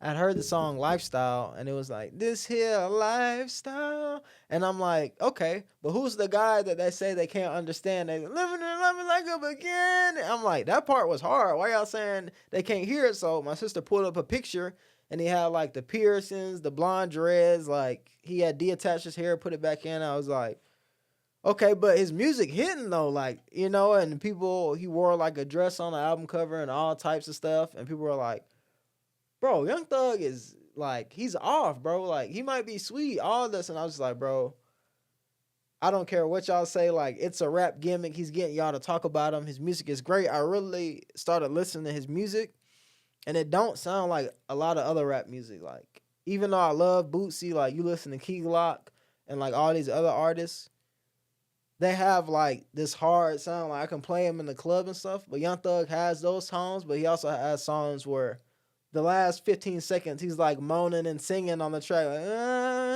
and it's, like, beautiful because the way he blends it with the beat, and he has hits, but he's got sad songs, too. He's got songs with Elton John. So I'm like, knowing I have a big music genre, like, flavor, I'm like, I'm going to put all this together. So when I was in high school and my mom got remarried, the guy she remarried with was already, like, watching me as a kid because he was going to our church too. And I used to play with his son. Like, we'd have cars, wrestling, watch wrestling, wrestle, all that. Like, that's where I got toughened up a little bit at. And so when they remarried, I already knew my stepbrother. Like, I'm like, what's up? What's up? And he was doing music. But, he was doing music where it was like he was cussing and, stuff like that. And he was like, put me on game, like, all that kind of stuff. And I'm like, boy, you ain't got no, like, he talk about having a pistol or something like that. And I'm like, Not really authentic with it. Yeah, I'm like, my mom said that's bad stuff. Like, you know what I'm saying? So I was like, when I first started off, I was like, You grew up in a subdivision, brother. Yeah, What are you talking about? I'm like, all right, let's. You had an HOA. Yeah. I'm like, let's tone it down. And she was like, he would make music, and then he went from that because he had another cousin that would rap, but he switched to gospel rap. So then he was like, some of that hits pretty hard. Yeah, now. I've heard some does. good stuff. Like, it's like, it's fire, and he was good at it, the gospel rap. So, because one day he rapped in front of the church, and then my brother was like, "Bruh, like, we gonna keep rapping. We gonna make something out of this." Like, I think we had a name like RBE. It was like Ruger Boys Entertainment. I was like, I ain't got no Ruger right now, but we'll have it one day. And it was like, all right. So when I was alone and he used to leave the computer with me, I started making music, and he developed like his own sound. Like, he grew as an artist too, but when I would go in there and record, it was just me. Like, nobody was in my ear, and I just press record, and he would leave the studio open for me. So I just figured out my own ways. I put my own beats on it. He'd be like, I listened to some of the songs. Now, this one hard. I don't know about this one. And all the ones that he didn't know about was all different songs. So then when I got out here and I had been making all that type of music, dropping it at a low quality, I got out here, met the engineer, got a producer, and even when I was in the military, I found the app on my phone. It's called BandLab, and I just learned how to use that and work on there, and I just started dropping music. So every time I was depressed, I lost somebody, or I was feeling good, I would have a pair of earphones with me that plug in like through the lighting thing. So I was recording all the time. Like if I'm at in the car with my friends, if I'm at a bar, I'll go in the car and start recording. Like, and I would make it sound so good. So I just started dropping that, and then I started recording in the studio, really hard vocally this year. Because we've made like the most music we've made this year, but he also had his studio available to me because we live together and all that. So I got to make music at a higher quality. So it's like I've been listening to the music that's popular out here. Like I've already been around. Like, and then to hear people start rapping from Alabama and get to those guitar beats, like I was one of the first rappers like really out of my area, like going on guitar beats. I'm going on piano beats. I'm going to commercial beats. Like I could hop on an Adele beat and turn it into a song about what I went through, and you just like, oh my god, bro. Like I make music. I feel like for everybody, and I've had like shows out here or performed out here, and it's like I'm glad I'm able to put stuff together and make it work. Like with me being me, like I was in the VA for like, cause I was going through a lot. So there's like a hole that you can go in for the VA if you feel like really depressed or something, which I'm not ashamed to talk about. I was in there, and they don't let you have your phone or anything, so they let me get my phone to play them some music, and they're like, "So what's your sound?" And I played them one of the songs where I was rapping over like a really hard guitar, and they were like, dude, this stuff kicks. Like you have the guitar, the kind of rock star vibe, and then you got the rap, and then it's clear. And where'd you record this? I was like, on my phone. And he was like, bro, go to the studio as soon as you get out of here. And it was just like, and my friend was really supportive of me. Like all my friends were supportive of me rapping. Like in the mornings on the bus when I went to school, Alfonso, like I'd be rapping in the morning, and he'd just be watching me like, ooh. On the Like, bus? yeah, like Yeah, yeah. bus rap battles, Yeah. and I'm just like da da da da. So it's like, So did all that help you when you did your first performance then? Because you've already done it in front of crowds before, kind of? yeah, like even with my first performance, like the lights were so bright, I couldn't really see everybody. But I was just like, the mics were a little messed up too. But I was like yelling, I was out of breath. It went good. But then I had another one not too long ago at Voodoo Cellar, uh, or the Voodoo Brewing. I don't know. It was a different. What was it? It was like downtown, but it was called Voodoo. But it was like in a basement or something. It was Mm. like a concert venue from out of town or something had put it on. So I had did that, and that was really good. It was R&R Entertainment, I believe, that had booked it, and it was really good performance, like having that different music. But I used to go when I was in the military to parties like of people in Boise, and just play my music, and they're like, "Bro, who the is this? Like, is this Young Thug? Is this Kodak? Who is this kid?" And I'm just like, "That's me." And one party I was at that my friend took me to, Ryan, like You that's just the put one. your own beats on at the party? Yeah, I'm just like playing all this stuff, and they're like, "Who is this? What beat is this?" They're like, "Okay, play that back." And it was one party I played it 3 times in a row, and then everybody from Boise was like, "Bro, you're cool, bro." And I'm just like this airman, and I'm like, "Oh, I got a name now. Like this is pretty cool. You guys recognize this." And it's like, y'all might not know exactly everything I'm talking about, but I done distracted you by how much I go with the beat and the flow. It's like you don't even care what you're hearing. Like I feel like out here when people hear that I say I rap, they're like, "Oh my god, this kid is just about to spam the N word through the whole song or something like that." But it's like when you listen to my music and you go through an album, like I got songs you can play as like damn near country, but it's like rap at the same time. I got songs you can play if you're going out on a date night. I got songs if you just had a bad breakup. If you got in a new relationship, I got one. If you just got out of a shootout, about to get in one, or you lost someone to something like that, like there's when you talk about music, I feel like you can never stay in the same spot. But as long as you rapping organically about stuff you went through and like it's authentic, like that'll make the music pop more. You'll never be able to lose it. And that's why I'm like, I don't write none of my music. Like it's always been I go in there, record. I done songs in 5 minutes, 10 minutes, like just like that. And I just need the producer to put it all together. So it's like rap has always just been what I was going through at the moment or what I felt like there was times where I'm going through a breakup. I'm like, I can't make no gangster music right now. Sorry, bro. Like, I'm heartbroken. I'm soft right now. So I'm gonna make that generally, like, and they were hidden. Like, still listen to some of those songs today. Like, regardless who it was about or anything, like, I never think about the person when I'm recording it. I think about the situation. I'm gonna turn this into a banger. Like, you're gonna be forced to hear this on the radio years later, and you'll be like, gosh, that's that one guy I messed up on. And then my girl's gonna be like, I'm making music about her, and she's like, oh, these music songs are great. And it's like the journey of like the low quality music to the high quality music. And like, even if you don't have enough friends, music is always there. And when you go through these things alone, and then you come out and you share your music with other people, they're like, wow, like, and they want to hear, like, when did you start? Like, who's your favorite artist? Things like that. And I've always had an ear for music. Like, other people's music opinions matter, because if I just rapped only gangster music, only people from Alabama or in those areas would listen. Like, if I can't adapt, then somebody out here is not gonna listen to my music if I don't have a song or a couple genres for them to click on. And it's just like, that's natural with music. Like, you gotta be. And I had like my first few albums was no cussing at all, because I was still going to church consistently. And I was like, bro, my mom's a minister, and like my stepdad's like a deacon, and he has like sermons sometimes. And I'm like, bro, if this gets out, like if I post this somewhere and somebody's kid sees it or something, they're gonna be like, oh my God, she's raising her son terribly. Why is he saying that? So I'm like, okay, I'm just keeping non-cussing as less destructive, explicit as I can. And then when I got on my own, like, it's a little bit more cussing, but I still don't cuss that much, because I'm able to rap so good. I don't need to use cuss words to fill in the blanks. So it's like, when I did, I was like, okay, this is fun. Like, gives me a couple of more words to rhyme with. But it's like, and I've made gospel songs too. Like, my church used to make me do stuff for plays.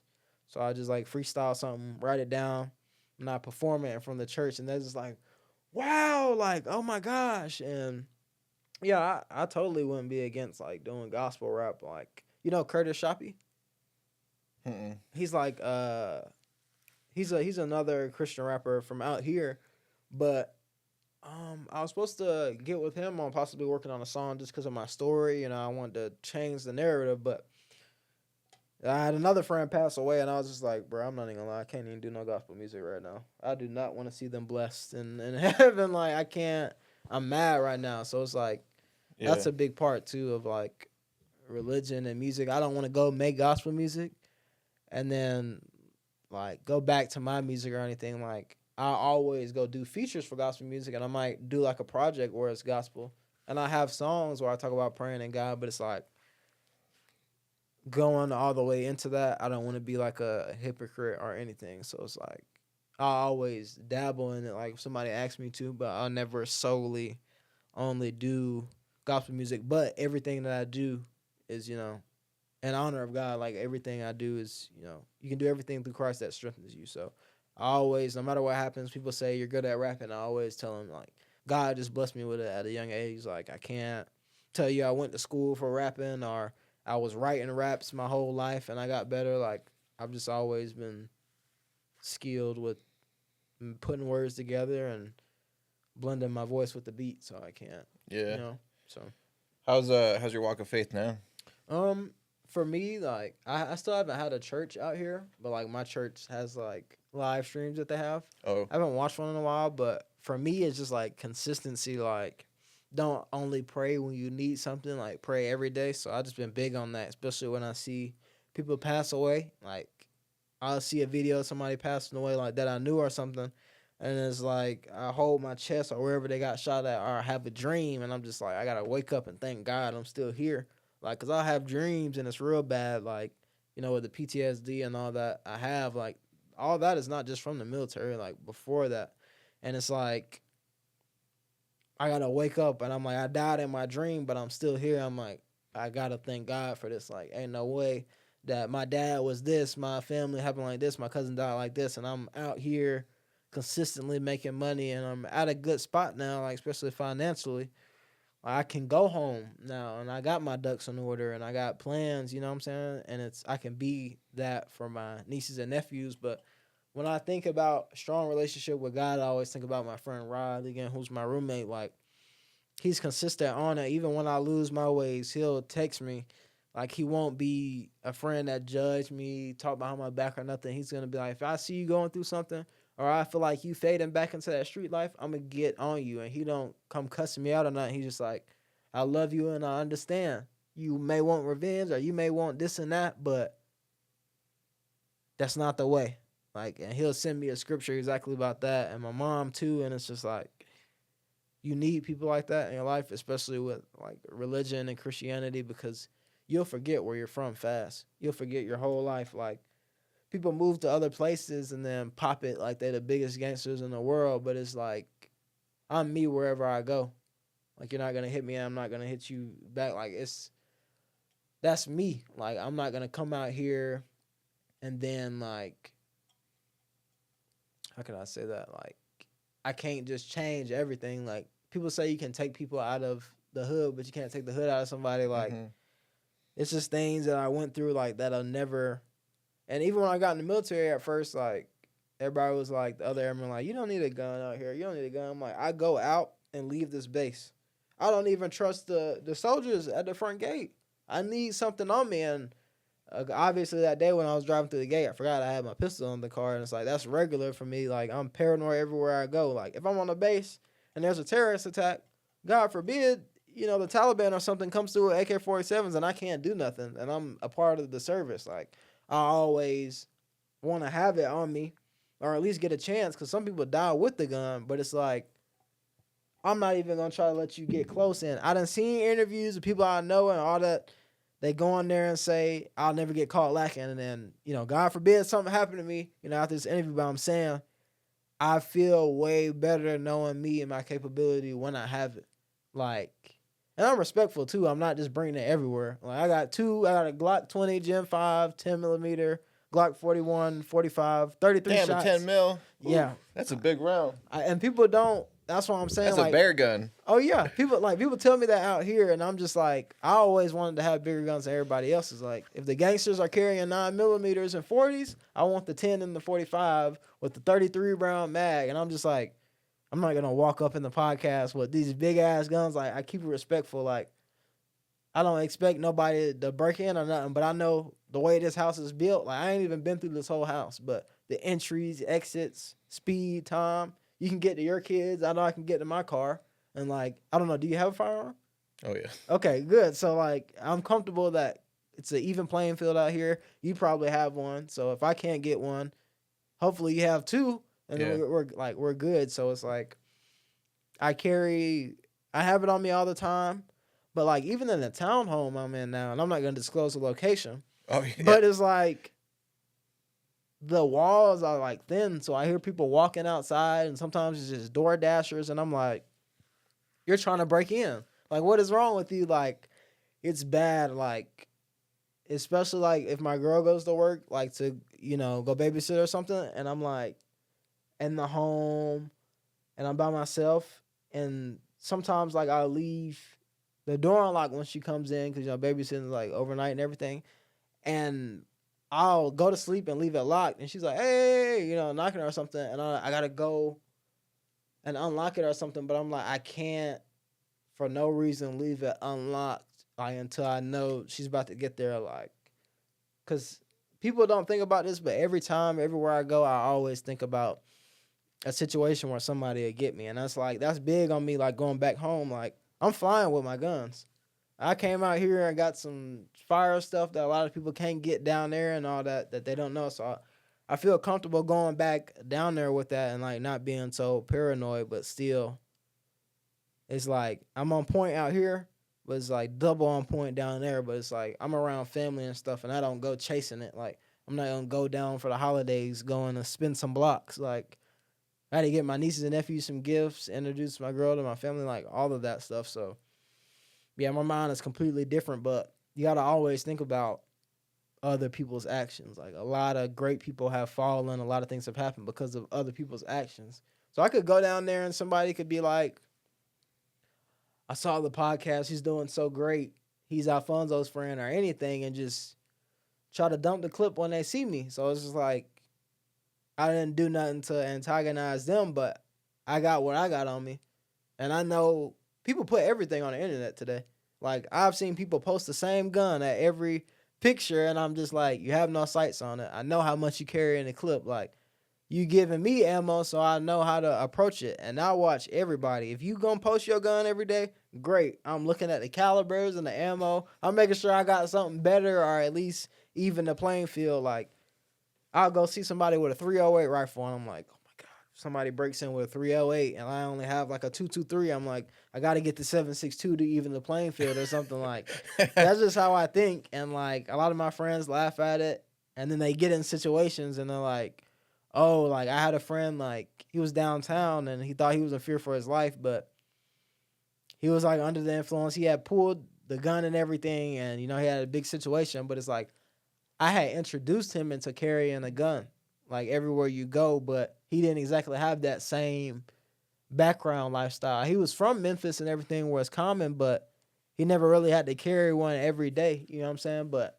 because of me having always that, it got instilled in him too, like no matter what. And that carries around to people. But I always tell people be smart with it. Like get educated with a gun if you're gonna have one. Like don't just have one to flex off in videos and stuff. Like be knowledgeable with your firearms and learn how to protect yourself because don't even have to be somebody after you. Like billionaires get snuck up on with suppressors and get shot. Like it's big. Like if you feel like you matter in this life or you feel like you make enough or you got kids or something, like nowadays the way things is, I can't let my first line of defense be my fist. Because I'm just going to get shot by somebody who has a gun. So it's just like, I'm very careful with like everything. So it's like, that's big too. How do you want to give back to others through your music or mentorship or like So if you could just help others, like what do you want to do? So I always, and I talked with my pastor about it from my church down in Alabama, Delville Christian Fellowship, Pastor McComb. He always is like, if you ever want to come back to speak to the youth, it's like I'm down, but schedule it and me being out here and everything.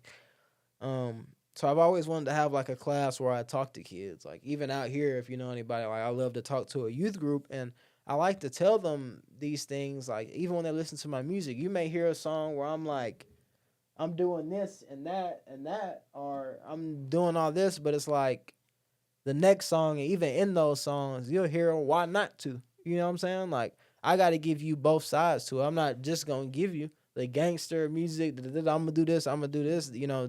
That's just how I felt in the moment. That's just how I felt at that time. Like, even if I'm not feeling that way now, I remember how I felt when my best friend died. I remember what I wanted to happen to them. But it's like you click the next song, and it's like, I remember going on the phone. Like one of my favorite songs I dropped was Shooting Brass, and I put it on my last album. And I was really describing my best friend, like describing the story of him and then my point of view. Like I'm talking to him, telling you do this. Like he like, if I get rich, I'm gonna get somebody hit for $1 million. Like we're gonna wipe him off. Like he thought differently and I had these thoughts and this mindset, and it's like you get to understand. You don't know, my friend, like you didn't grow up with him. But when you hear the story, like I done had people cry like, wow, this is who you lost. Like you was there, this is what happened. I get the songs where you're hyped, and it's like you be real about why you are hyped and all that kind of stuff. And it's like, wow, it happens like that. That's the bittersweet part. Like even with you seen Star Wars? Mm-hmm. Yeah, so it's like and Anakin was my favorite character of Star Wars.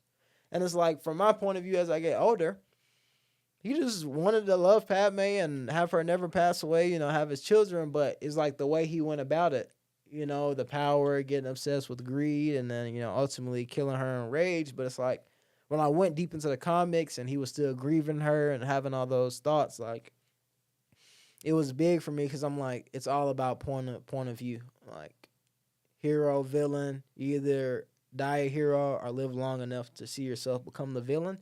And I wouldn't say I'm a villain like a bad guy, but that doesn't mean in someone else's story I'm not Darth Vader, So I try to always look at it like that, like I always get people's point of view. But for giving back, like that's what I want to do. I want my music to be all over the place because I don't want it to give one simple message. Like that would be so ignorant of me to push something that I lost my friends, cousins to, you know? So I have to let people know it's other ways. Like you ask me what's my door to door job, it's not sliding block to block, selling drugs, like gang banging, all that kind of stuff. It's door to door sales. I make money, I provide. Now if you mess with me, I can go back a couple years and you know what I'm saying, defend myself, but you never want to push your old self. You want people to get away with that, you know? And people like, even if you're not from that, like you might have had a hard childhood, like even like abuse, like people who get abused or like people who like have like poverty or they grow up poor or anything, like you can rap about that. You can talk about that. Like you don't take someone else's story, try to make music about it. Just be authentic with everything you do. And it's like I feel like when people see that, it's easier for them to lean the other way because there's a lot of rappers now, a lot of people that are just pushing this music, and I'm listening to it and I'm looking at them and I'm just like, boy, like, not you. Have you even ever lost anybody? Like, you can't be pushing this. Like, how could you? That's like you can tell certain people from certain things. Like, and I still got people that I love, like homies and stuff, associates, and my dead best friend, they might post their fire every day, you know what I'm saying? But they not telling you. They're quick to get on somebody who not like that. They're like, you not like that. Stay out of this. They keep, what they got going on to who they got it going on with. And it's like, but that's a part of growing up. They'll get to a point in life where they like, okay, we're gonna get bigger than this. Like, we're gonna go out to LA, we're gonna see this and that. Like, you'll get eventually, if you live long enough, you'll make that change for sure. Yeah. So I want to give back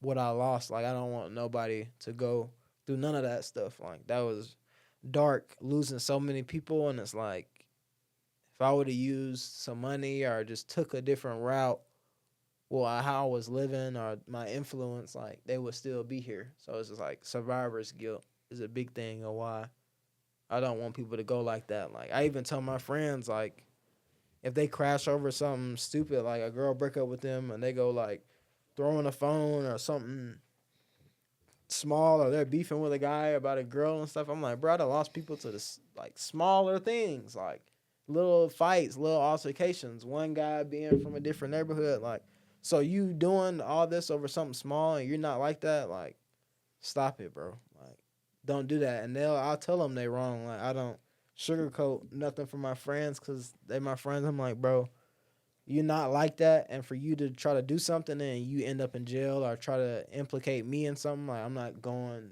to jail for no stupid stuff that you don't even know nothing about, So that's why I want to give back is knowledge, like wisdom. You don't need to go out of your way to become something you're not, or it's like along the way, if you go through that stuff, it's gonna change you. So you're not gonna be excited to talk about it at first. Like it's not gonna be something you happy about or nothing. Like you gonna have sad songs, good songs. You're gonna have bad days, good days. But unfortunately for me, I gotta live with it every day. Like I gotta think about my friends I lost. Have the grief.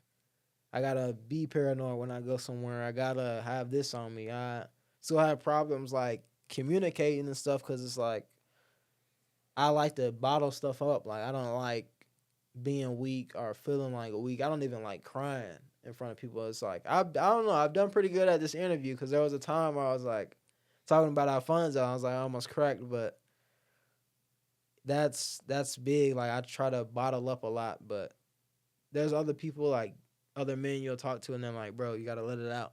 Like sometimes you gotta, and that's why brotherhood for me is a big thing. Like even with my girl, like I communicate to her, but I can't. It's some stuff that I deal with that's so dark. I can't put all that on Yeah. her, So I gotta call my guy that's still in there, or like I gotta talk to somebody that's still in that, or I even call my mom or like an uncle or cousin or something. I just look at old pictures or something. I'll remind myself. I'm like, all right, it's normal to feel this way, but do not let this become your everyday life. So I just try not to live my life every day in grief.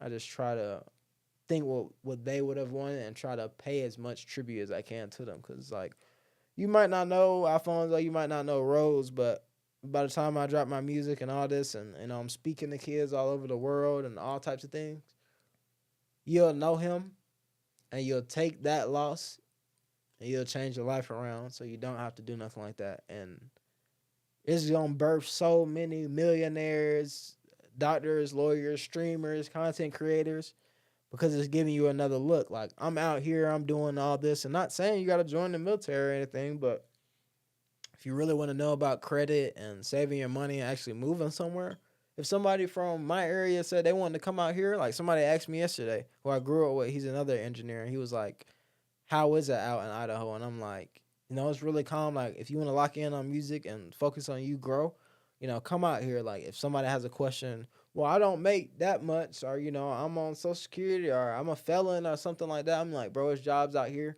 I'll teach you sales.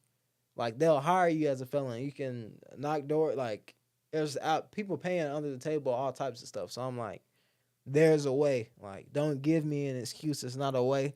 I'll damn near come get you, just so you don't have to go through that. But again, you got to be careful with that, because with trying to save people too, you can drown too. Like, I hate to be trying to save somebody else from that life and they get me caught up in something and I lose my life, and it's like, okay, I lost my life, but at least I was trying to stop a cycle. Like, hopefully then people will take me and be like, okay, wow, he lost his life trying to, spread this, and it'll become a message. But like, a lot of people die as a gangster and never really get to tell people not to do it, and it's like you just become another name. It's like you died for nothing, like, because that street glory don't last. It only lasts for so long.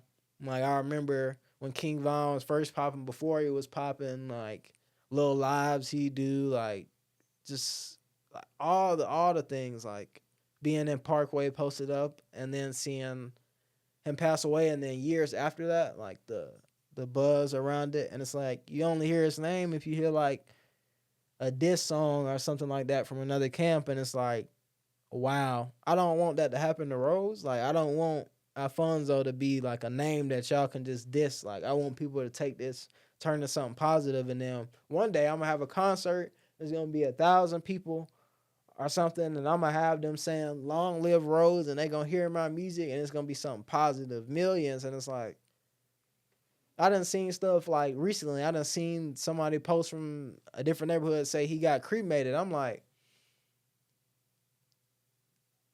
even like, if I would have known, like, I asked for some funeral information, but I had so much stuff going on with the military, I couldn't go back down until like the January after, and I was going down for the wrong reasons. And it was like, afterwards, I'm like, I can't see people post stuff like this and just let this be the only thing. Like, he's not just a gunshot victim, not a gun violence. He's like my friend. Like, people got to understand that. So I just try to take that, turn it something positive. And some people think it's soft. Like, I'm not saying I'm pushing peace. Like, you don't have to be cool with nobody that did something to your brother, but there's other ways to go about it. It's other ways. Like, I always tell people, money wins war. So if y'all both broke going at each other in a small city, ain't neither one of y'all gonna make it, and it's wasted talent because y'all both rapping at each other, and it's like, okay, and y'all shooting at each other, so it's like y'all really done. And it's like, when you blow up, them same broke people gonna get paid by somebody else, and they gonna try to come and get you, and it's like it's all over. So it's like, I'm not saying everybody gotta be kumbaya, Bloods and Crips hanging together, all that, but I'm saying there's a way to live your life separately from a lot and take away a lot of violence. Like, there's always a way, and it just starts slowly and surely. But yeah, some people get it messed up and just think it's soft or something, but it's just like, I'd be tired of going through that grief, like being out with my girlfriend somewhere and then seeing something or grieving. I'm like, I remember this with my best friend. It's like, nah, I feel some type of way. And it's just like, nobody want to go through that, bro. So yeah, What generational cycles do you want to break with your kids? for me, go through finish school, because my dad didn't. He dropped out in like ninth grade. So me graduating was pretty cool. I just don't want I don't want my son to be like obsessed with guns or nothing. I don't want him to take anything from what I did. I'll tell him when he gets old enough, to know, what not to do, especially if I see him even veer towards that. But I'm not gonna.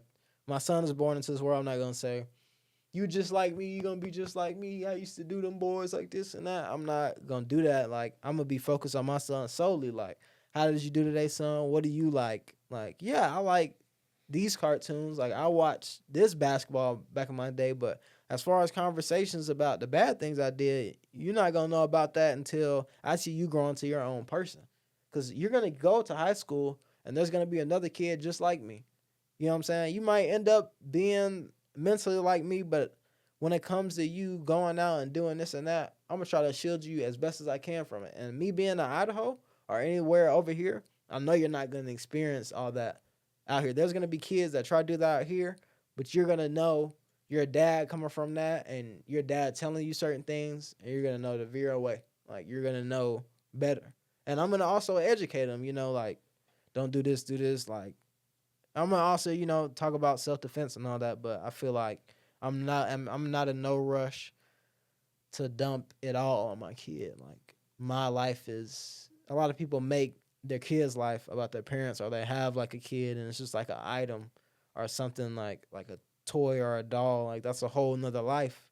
Like my mom watching her sacrifice so much just to instill into me like money, food, going hungry just so I can eat, like giving me her last 20, like that stuff helped me. Like I'm like, wow, I'm like, when my kid get in this world, I'm going double time. Like I need to have them this setup, because I'm like, I want you to be better than me. I feel like everybody wants their kids to be. Hopefully, want your kids to be better than you because it's like I've already broken a cycle with going to the military. I'm 23. I don't live longer than a lot of people that I know and family members. So it's like I'm slowly accomplishing more and more. Like I'm not gonna speak too much financially, but I'm in a spot where this is probably the most money I've been touching in like a while, like since the military, getting out, all that kind of stuff. So it's like I'm very thankful and honed in on that. But it's like I want my son to come into this world like with that. Like if he in his mind when younger want to play with doctor stuff and everything, I'm not gonna tell him it's lame. If he wants to play games, we're gonna get him a streaming setup. Like of course I want him to be active, take care of your body. Don't just be in the chair slumped over all day. But it's like I want him to have his own life and I'm just there to support you. Like I already lived my life. I have my crazy wild stories. It's about you now, kid. Like take it. And that's like, are you a LeBron fan? Honestly, I don't watch Watch basketball? sports at Yes. all. So like with him having his kid, like it's a big thing. Like even though his name is Bronny James, like it's LeBron's son, Bronny James Right. Jr. So it's like, but letting him have his own. He brought him onto the Lakers with him, so they played together. But it's like supporting your kid, being there while he's chasing his dream. Like I get that. Like if it was anybody else, that's why I'm like I can't get mad at nepotism or nothing like that. Like if my son wanted to be a basketball player and I'm already in the NBA, of course I want him to play with me. Like I'm gonna make sure he's a star. I'm not gonna take away from him, But that's a generational curse. Like I don't want to have. I feel like I done got rid of a lot of generational curses and we doing good as a family. So I got nieces and nephews that are also breaking generational curses. Like my niece Baja Williams, like I used to play basketball with her when she was younger and she used to be playing basketball at Holly Hill with me, with people who grow up shooting. Like she didn't play basketball with people who shoot real people in the streets. Like, and coming with me to the park and everything. And it's like, I had her at the park one day and she's over shooting basketball and somebody like pulled fire on me. Like, and I'm just sitting there and I know she right there and everything. I de-escalated, you know what I'm saying? I got him back after the fact, but it's like taking her up there and knowing it was people I didn't get along. Like it was so much like watching her. She wanted to play basketball. She wanted to be like me. And I wasn't even the greatest basketball player, but I got better. Like I'm still not a scrub. So if anybody wants to play me in basketball, if they see this, like we can definitely have some 5-on-5. But with her playing basketball with me every day and me beating her and then her getting the wins out of me and stuff, I was like, wow. Because now she's like a freshman. She can play varsity. Like she was in the 8th grade playing for the high school team, travel ball, like dropping 30, like real deal, 30 points. Like, and it's the same moves I would teach her. And I'm just like, wow, like seeing that spitting image of yourself or something that you put on, I was like, wow, It's kind of the same thing I want for my kids because she was more like my little sister because, my sister was around. So it's like when she had to go to work, my mom would watch her kids. So we always be together after school and stuff. So that's big. Like now that she's a big basketball face down there, I'm like, that feels great that something was like passed on. I've already set a good example.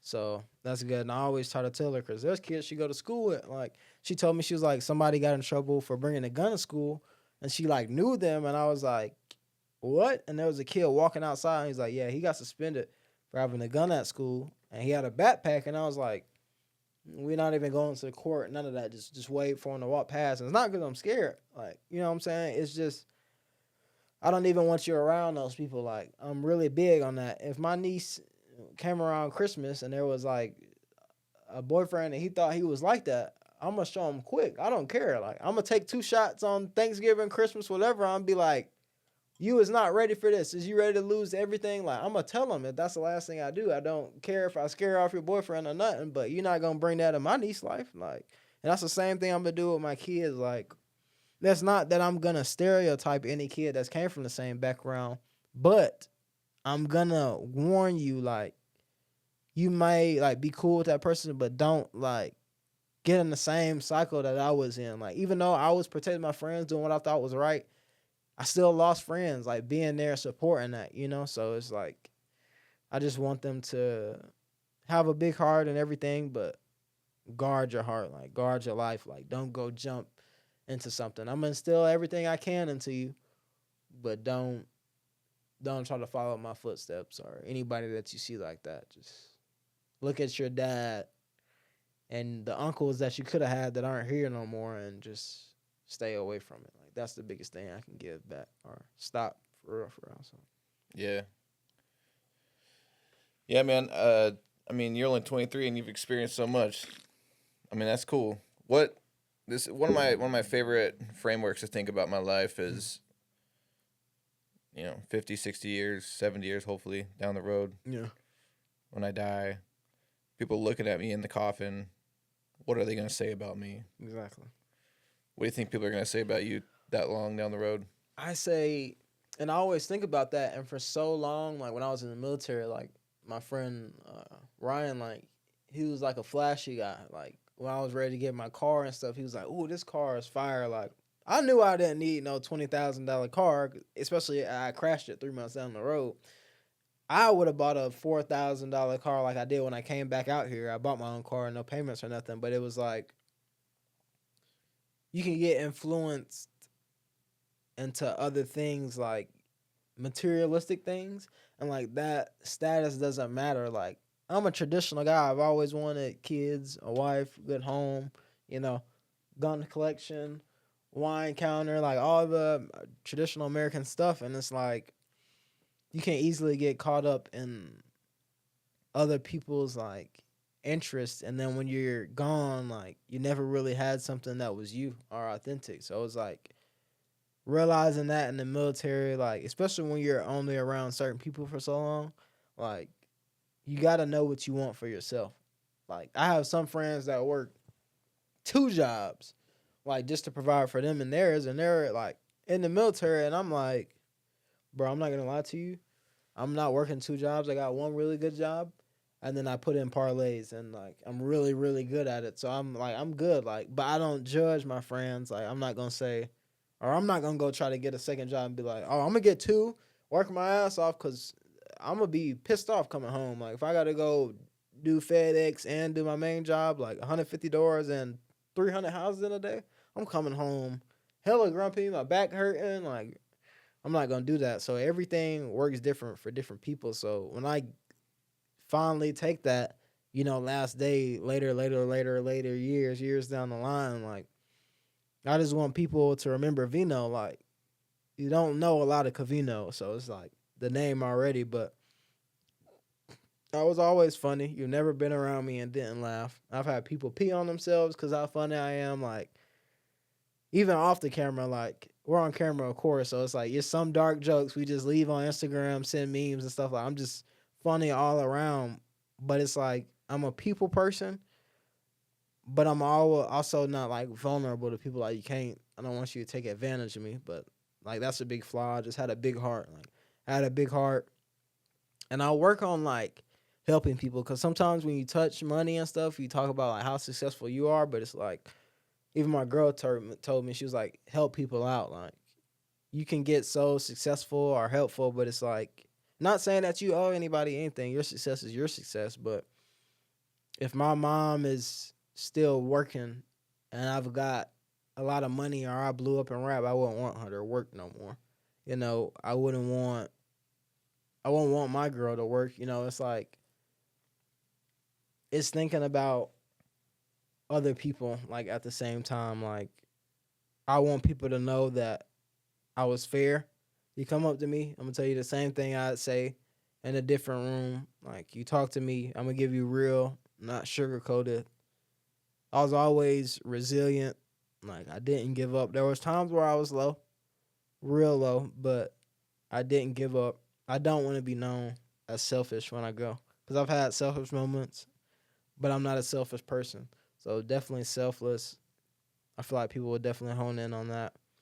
Um, my music, of course, my music will live on forever. Like you can always find that on streaming services, but I just want people to know that I tried or that I did make a difference. Like I changed something somewhere. I changed someone else's life. Like my casket might just be a casket in the face to you, but some kid might have me hang up in his room, or some kid. I remember the day I talked to Mr. Lewis. He told me not to do this, and now I'm a millionaire, or now I'm watching games courtside, or something like. I want some to be a part of every person I touch story. Like one day, the people that I run into, I want them to remember, like, oh, I remember Vino, or my teachers. Oh yeah, I remember Vino. Like, just remember me. Like, don't remember me from our dark moments or what I had to do in certain environments, but remember me and my friends for being a part of a bigger story than just me. Like being a part of changing the narrative, changing something. Like, and that starts with music. Like I want my music to be overly pushed. Like by the time I get there, like, cause I've already got like 8, 7 albums or 5, 6 albums out, and it's like a couple of them are low quality, but there's good recorded songs, and then as you get to recent music, it's like really good quality. So it's like as long as I keep growing and making music, there'll be so much music for people to go through, and like I have songs on my phone, like I'll scroll, and people are like, how many songs is that? How many files? And it's like over 1,000 or something. It's like that's because I had 1,000 times where I felt low or happy or sad. So I want my music to live on forever. And my best friend, he always says, Isaiah, he's like, I want music to be timeless. So he started like timeless music. Like that was his thing that he came up with. I'll give you props, bro. But timeless music, he always focused on making something that's timeless. So I wouldn't be timeless, like as a person. Like if someone says, not that I want to be God or Jesus, but I want you someday to think when you're in a situation where you got to pick up a gun, or you got to put down a gun, or you got to go here, go there. I want you to ask yourself, what would Vino do? And take anything I said and use that to whether you decide to pick up the gun and go, or you stay home, or whatever you do. But I want to be that deciding factor that you think about before you do anything that I've done before. So, Right that's on, dude. that. What's next for you? So again, I dropped that song last night. I'm working on the tribute album to again Alfonso, which I'll put out probably December 15th, which is like the day he passed away. I'm working on that, but I need to get back on shooting music videos. So that's going to be one of my big things is shooting music videos. I want to do like Twitch streams, like because I'm big on basketball. But what I do is, and my friends think it's weird, some don't. I have 2K, like NBA 2K. You play games, right? I know I don't play video games anymore. I Okay, used to be yeah, really into it, but yeah. So I'm big on like, especially a sports game. I'm not playing that game like against people every day. I go into a my league setting where I'm a coach, and I have like 4 teams. I create 20 players, so that's 5 starting fives playing the whole game, and I just pick different plays, make plays, put different plays together. And I just watch basketball when basketball is not on TV. And then it's like I use that, and it's like I can predict basketball in real life, and it's like I want to stream that because I have my own NBA going on, like on my game that I've had friends come over. I'm like, okay, basketball's not on yet. I'm like, okay, we can watch the game. I'm like, what game? So then I tell them about the players. I've had friends. We're hanging out, and it's like, I bet you $20 this team wins and this team loses. Like I done built the game to a certain point where it's like the same thing doesn't happen every time. So that's something pretty fun to watch. So I want to Twitch stream that, and just more music videos and like artist stuff, like more content, because I don't even like taking pictures or stuff like that. So just get more camera exposure with music videos, because I think most of the music videos I have is like with like another artist and stuff. So it's like I kind of want to have like just my music, my videos, stuff like that. So I think that'll be pretty good, just to focus on the message and just putting this album out for them, just so I can have something positive out there, so I can go into December and go back down home and I'm like, yeah, I'm bumping this for him, like while I'm out there. So that's next. More music, door to door sales. Like if you need a quote for Windows, definitely contact me for sure. You can get my information from Matt or my Instagram, k9.vino, if you guys want a quote on Windows. I work for Brightside Windows in Boise, so there's that. So definitely just honing in on my craft with that. Getting healthy for sure. Gaining some weight back that I lost, because when you get like sad or depressed from some things, like you don't want to eat, or like if somebody passes away, it affects you. And then sometimes you got health going on, so it's like you can't eat anyway. So it's like double hard, but I'm getting there. So I'm getting my meals down, get bigger, like try to maintain 150 plus, like heading in next year and this year. If I can get like 145 by this year, I'm great, which I can, because I'm going home for the holidays. It's not hard to get weight when you go home. So that's what's next for me. Just doing more things, talking to more people, like getting that exposure, more concerts, just honing in on my craft, like content, getting my music out there. I'm definitely trying to get into like training with the firearms, like maybe competitions, like put some more stuff on my AR, customize some Glocks or something, Just little fun stuff I wasn't able to do before, like really live life, take trips, most importantly. So, yeah, I want to go see a basketball game probably real soon. So I want to see my favorite player, Kevin Durant, play. So if I can do that pretty soon, which I will, that'll be good. Cool, dude. Yeah. Yeah, you're a good talker, so I think you'd Yeah. definitely be good getting more camera. Oh yeah, for You sure. just got to For do sure. it, right? Yeah, talk to the right people. You see, I sold my internet, and now I'm here talking and spilling. So that was You always sold me internet, and now you're on the internet. Yeah, exactly. So, yeah. By the way, you guys have Windows. Like you're good on Windows, right? Yeah, we just bought this house. About this one? Okay, Yeah. I got you, bro. I always see, and like I'm big on funny stuff and comedy. But I just want you to know, like, when I go on Instagram, I only like seeing funny stuff. Like, I hate the influencers that go on and try to tell people what to do with their life, this and that. But when I go on the internet and see the stuff you like and post, like, it's so funny. And then you have, like, the guiding, the core stuff on, like, what to do, like, the nutrition.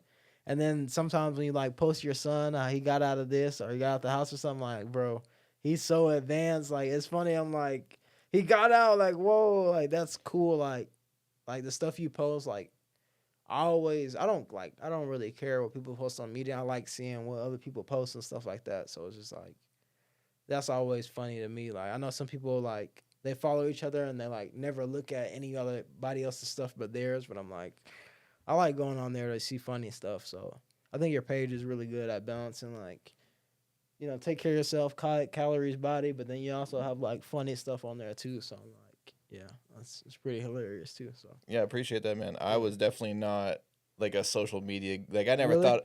I don't want to say influencer. Like I know they're gonna people are gonna put me in that influencer category, but nah, dude, I just look at it as marketing, and Yeah. just honestly, there's some people that can't afford my services, so I'm still gonna give them the valuable information Right. that even if they never bought anything from me or coaching, like they could still take this valuable information, and if they just input it into their life, like Exactly. Free game. Yeah, it's just yeah, and then the people that do want additional coaching, then that's cool. But Yeah. other than that, yeah, and yeah, I'm a funny dude. Like Yeah. I don't want to Yeah. just have all my stuff just be like, oh, he's a health guy. Like, Yeah. no, man, Yeah. I like some dark humor. I mean, Exactly. I have to rein it in, right? Because Yeah. there's certain people that I can, like when you see a meme and you want to send it to your friends, and you're Yeah.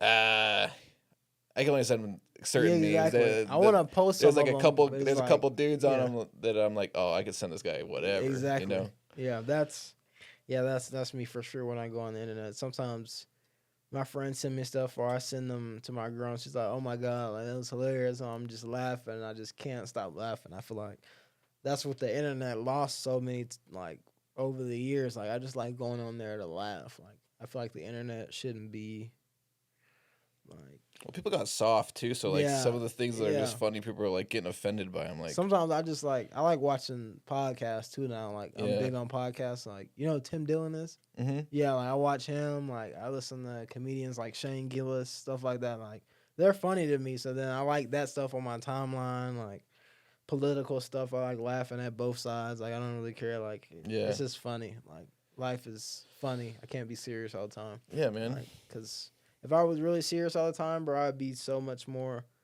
depressed thinking about life. So I'd just be having a laugh every day, so I can like bring myself to the present. I'm like, bro, life is great. I'm in my bed laughing. Like I could be in jail or dead somewhere, but I'm laughing. So Yeah, cool. I mean that's what I tell everybody every day. It's like, yeah, I woke up this morning. I can't like they're like, how's your day going? I'm like, well, I woke up, so you know, whether I'm having a great day or it feels a little bit less, I'm awake, dude. Exactly. Like that's all it is. I mean, I think for me lately, I've been listening to like more podcasts, but I've just been listening to like some pastors talking too. Pastor? Yeah. What pastors? There's a dude out of Florida that I like, Joe B. Martin. Mm. It's like the Church of 1122. Oh, There's also another one. What's his name?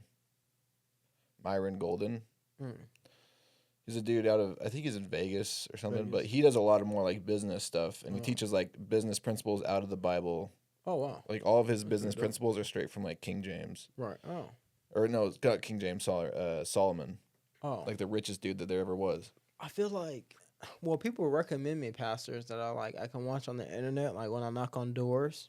Mm-hmm. But I'm like, I don't really know like certain famous pastors, and of course my church streams and stuff. But I'm like, bro, when I was a kid, my mom was watching like Joel Osteen and T.D. Jakes and stuff, and then like you get older and these guys get caught up in scandals and stuff, and I'm just like, no, like I was watching you, and it's just like, ooh, excuse me, like a lot of these pastors, like even a church in Virginia, the one pastor I went to, like he was, preaching and he was all up in your face, like, we gotta stick to the Bible, you dig? And I was like, something's not right. He's a little too youthful. And it was like the dude had like an underage girlfriend and stuff. And I was like, he was way too close he was preaching way too cool, brother. Like, you're 40, come on. Like, and when that happened, I was just like, I just gotta stick to the pastors I know, or like I really gotta get a background. But I try to use, like, I listen to pastors, of course, but I just try to use my life.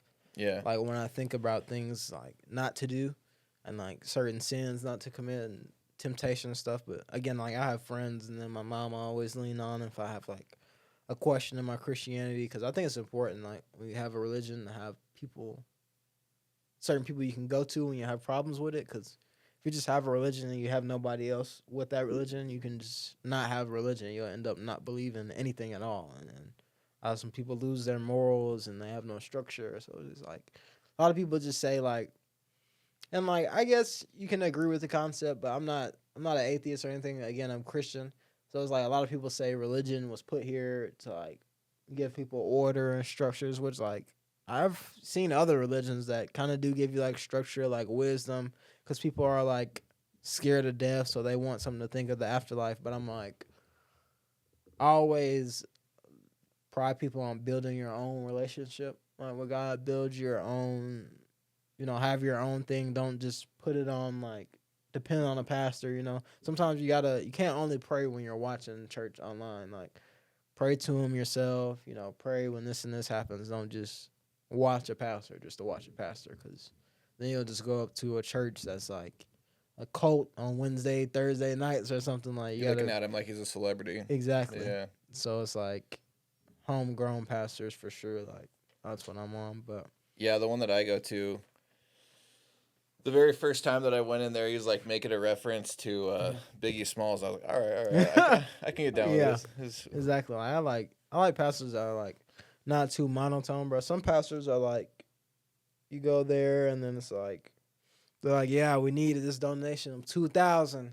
Lock the doors. Like literally, that was so crazy. Yes, I was like, bro. Ushers lock the door. Like, and people really were like, oh, like let me see what I got. Yeah. And it's like they be taking advantage of like grandmas and stuff, because it's like real grandmas that'll be like I'm not even gonna talk about no family or nothing, but like I done been around where they're like, well, Pastor so-and-so, they said they need this, so I'm going to cook this. Or, like, if the pastor was up there asking for 1,000, they'd be like, oh, baby, let me see what I got for you, Pastor. And it's just like, Granny gives her ass 200, and now we ain't got no back-to-school clothes, like, money. Like, come on. Like, these pastors be milking. And then now it's like, you can have, like, LinkedIn or Linktrees with subscribing. Like, you have a pastor on OnlyFans, you can only get this word for $20 a month.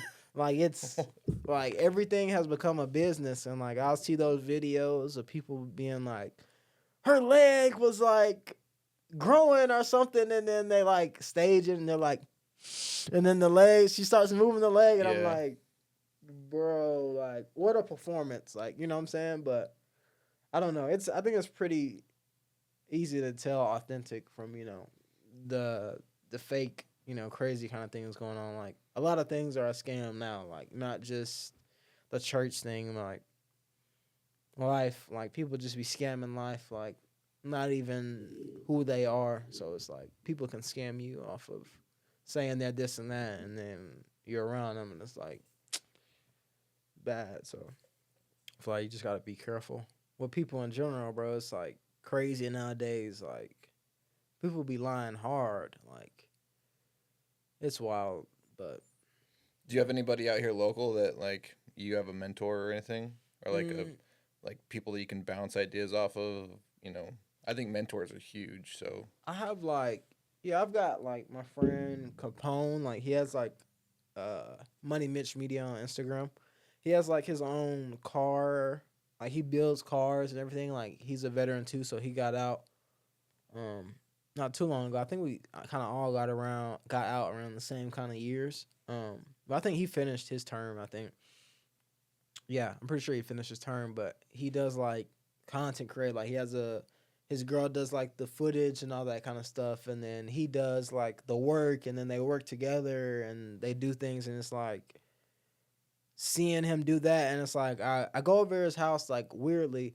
Every year I've been in Idaho, I've been at Capone's house at least once every year, and it's always random. You don't know when it comes, and it's like he had like a seafood boil, and I'm over there, and then we just end up playing the game, chilling, and it's like, yeah, bro, it's a long drive from Kuna to your house, so if you just want to stay here, it's like, okay, bro, we're up playing Black Ops till like 3 a.m., and it's just like old times, but it's like, all right, bro, you know, we hung out for like 2 days, and he was like, all right, well, it's like, we got to get back on life. Like, it's easy to get comfortable, but it's like, the fact he's always got that door open, and we don't just sit and play games. He's like, bro, imagine if we did the seafood boil. Like, he had so much left over, like, so many to-go plates, and he's like, if we did this, downtown, got a license, and, like, sold this, we could make money. Like, he's always thinking about extra ways to make money, like fixing up cars, content creating, like, renting out places. Like, I have friends that I can talk business with, and then I have friends like I can tell business about.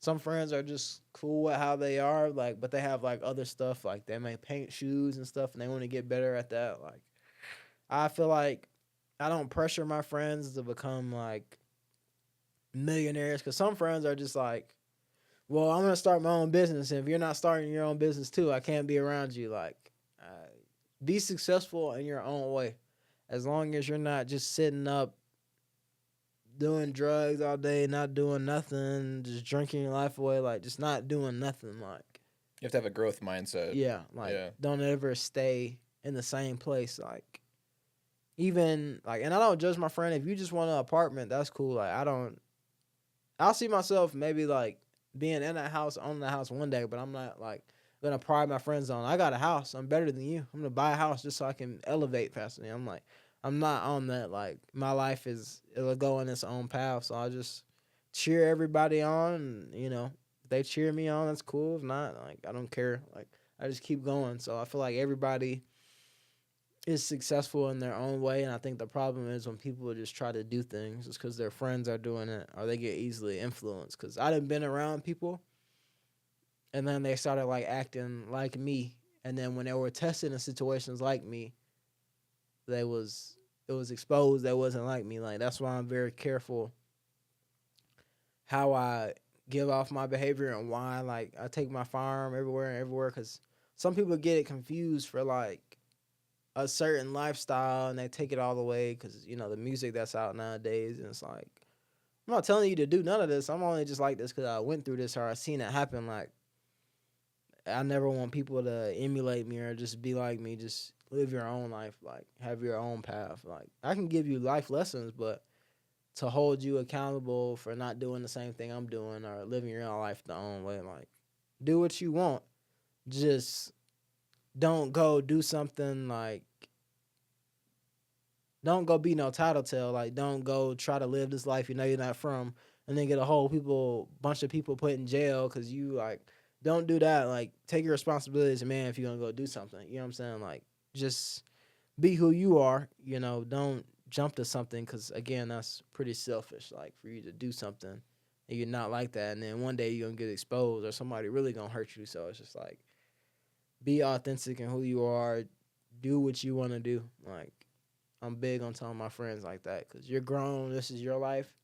If you want to make 2,000 a month, you can make 2,000 a month. If you're cool with making 500 a month and you're eating, you're not dying, and I don't see you and you're like a fucking 50 Cent in that one movie, like then cool, like do that. But I'm never gonna give unsolicited advice. Like that's one thing that people hate. Like when you have that one friend who's like doesn't have like a lot of money and he's at your crib and you're ordering pizza and he's like, get wings. Like, dude, I'm like, you got wing money? Like, it's like everyone hates unsolicited advice, but if my friends come to me for it, like I'm telling them, yeah, this and that. But yeah, I don't ever try to fully convince someone to change their life. Like, if you come to me complaining about your girlfriend or, whoever like that you're with and everything, like that's cool.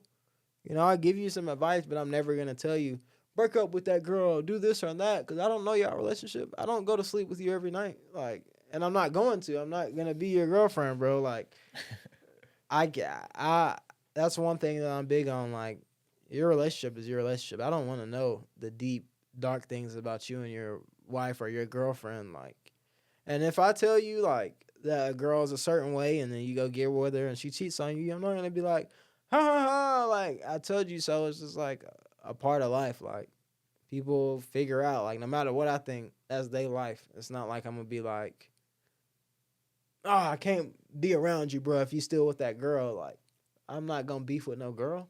Like I'm a grown man. Like if I'm gonna beef with somebody, it's gonna be somebody that's a top dog, a well proven beast. I'm not beefing with no female, so I don't. My friends and their relationships or anybody else's relationship, it don't matter to me. Like it's just little kitty argument stuff. Like when my friends come at me and they mad, like at that girl, I just like laugh and I'm be like, look, bro, you're just gonna go right back to that girl. Like it's like I just tell my friends, bro, be with who you want to be with. Like I don't care. Just be real about it and don't put yourself in a situation where you gonna hit on a female or the female's beating on you and one of y'all go to jail. Like just be smart. Like, but if you're cheating on your girl and stuff, like, and we go out and you get caught, bro, like, I'm sorry, I'm laughing. Like, and my friend will tell you, like, oh my God, he's been on like a tour.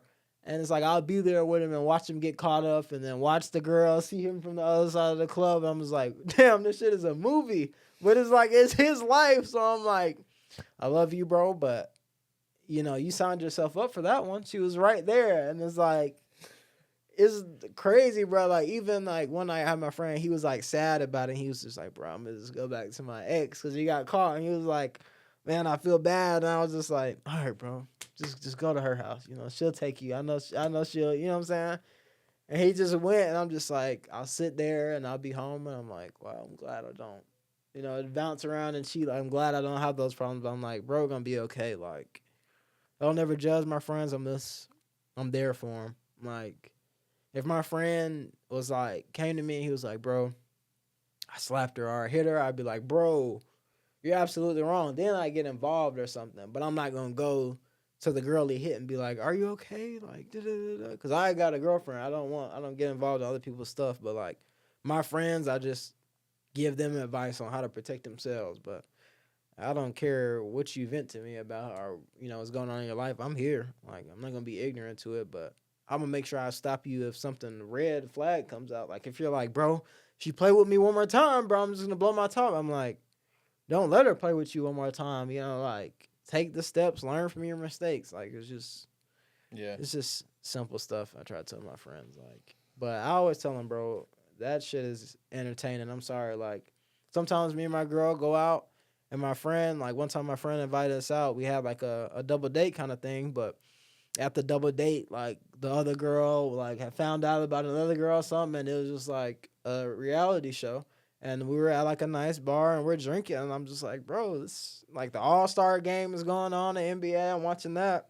And it's like they're arguing across and my girl's right here. And she's like, is that Steph Curry? Like, she's just saying stuff whole time. We just hear everything that's going on. And it's like, we get home, we laugh about it with the friends, and it's like, bro, you asked for that. And then my friend's like, yeah, bro, I think I'm just going to be like single for life. And it's just like, I love my friends for who they are. Like, bro, like, if you're a cheater, that doesn't mean I'm going to cheat on my girl, but I will gladly go out with you and watch you, get caught up because I'll be there for you, but it's just, I just don't want them to do no self-destructive behaviors. Like, don't go cheat on a girl and then drink yourself out of a kidney or nothing. Like, Yeah. life is fun. So that's why I have so many different friends. So I'm able to find comedy with all of them. Like, especially in the sales world. Like, that's why I'm big on like, I might start just a funny podcast I do in the mornings and just talk about my day. Cause you see so much like on a door to door basis. And it's like,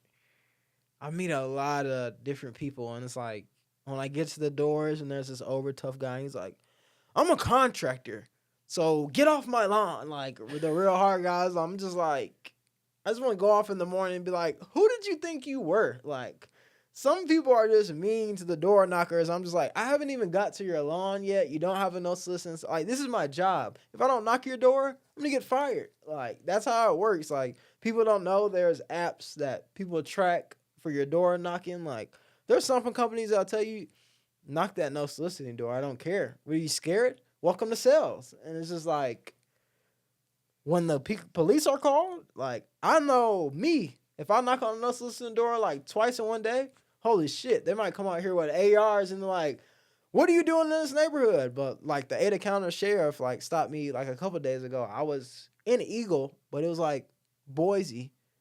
And I had crossed the street to knock on another neighborhood. It was an Eagle, and he was like, yeah, so how long have you been in this neighborhood? Yeah, a lot of people were concerned for their safety, so they called the cops. And it was a nice neighborhood. So I'm like, I try to dress as proper as I can. Like I don't go to work in ripped jeans or nothing. I've got like a flannel hoodie, and then I have like a button up. I got my quarter zip. I don't wear Nike Techs no more. I'm quarter zip. That means I'm corporate now. Like you can't.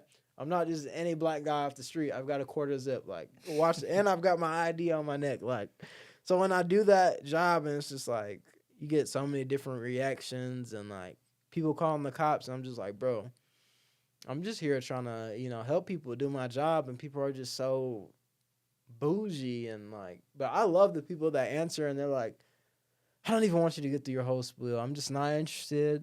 And then they'll tell me why, like, I just bought this and this. I'm like, sure, whenever you're ready, here's my number. And people like have sales confused. Like they always talk about how it's, how can I say,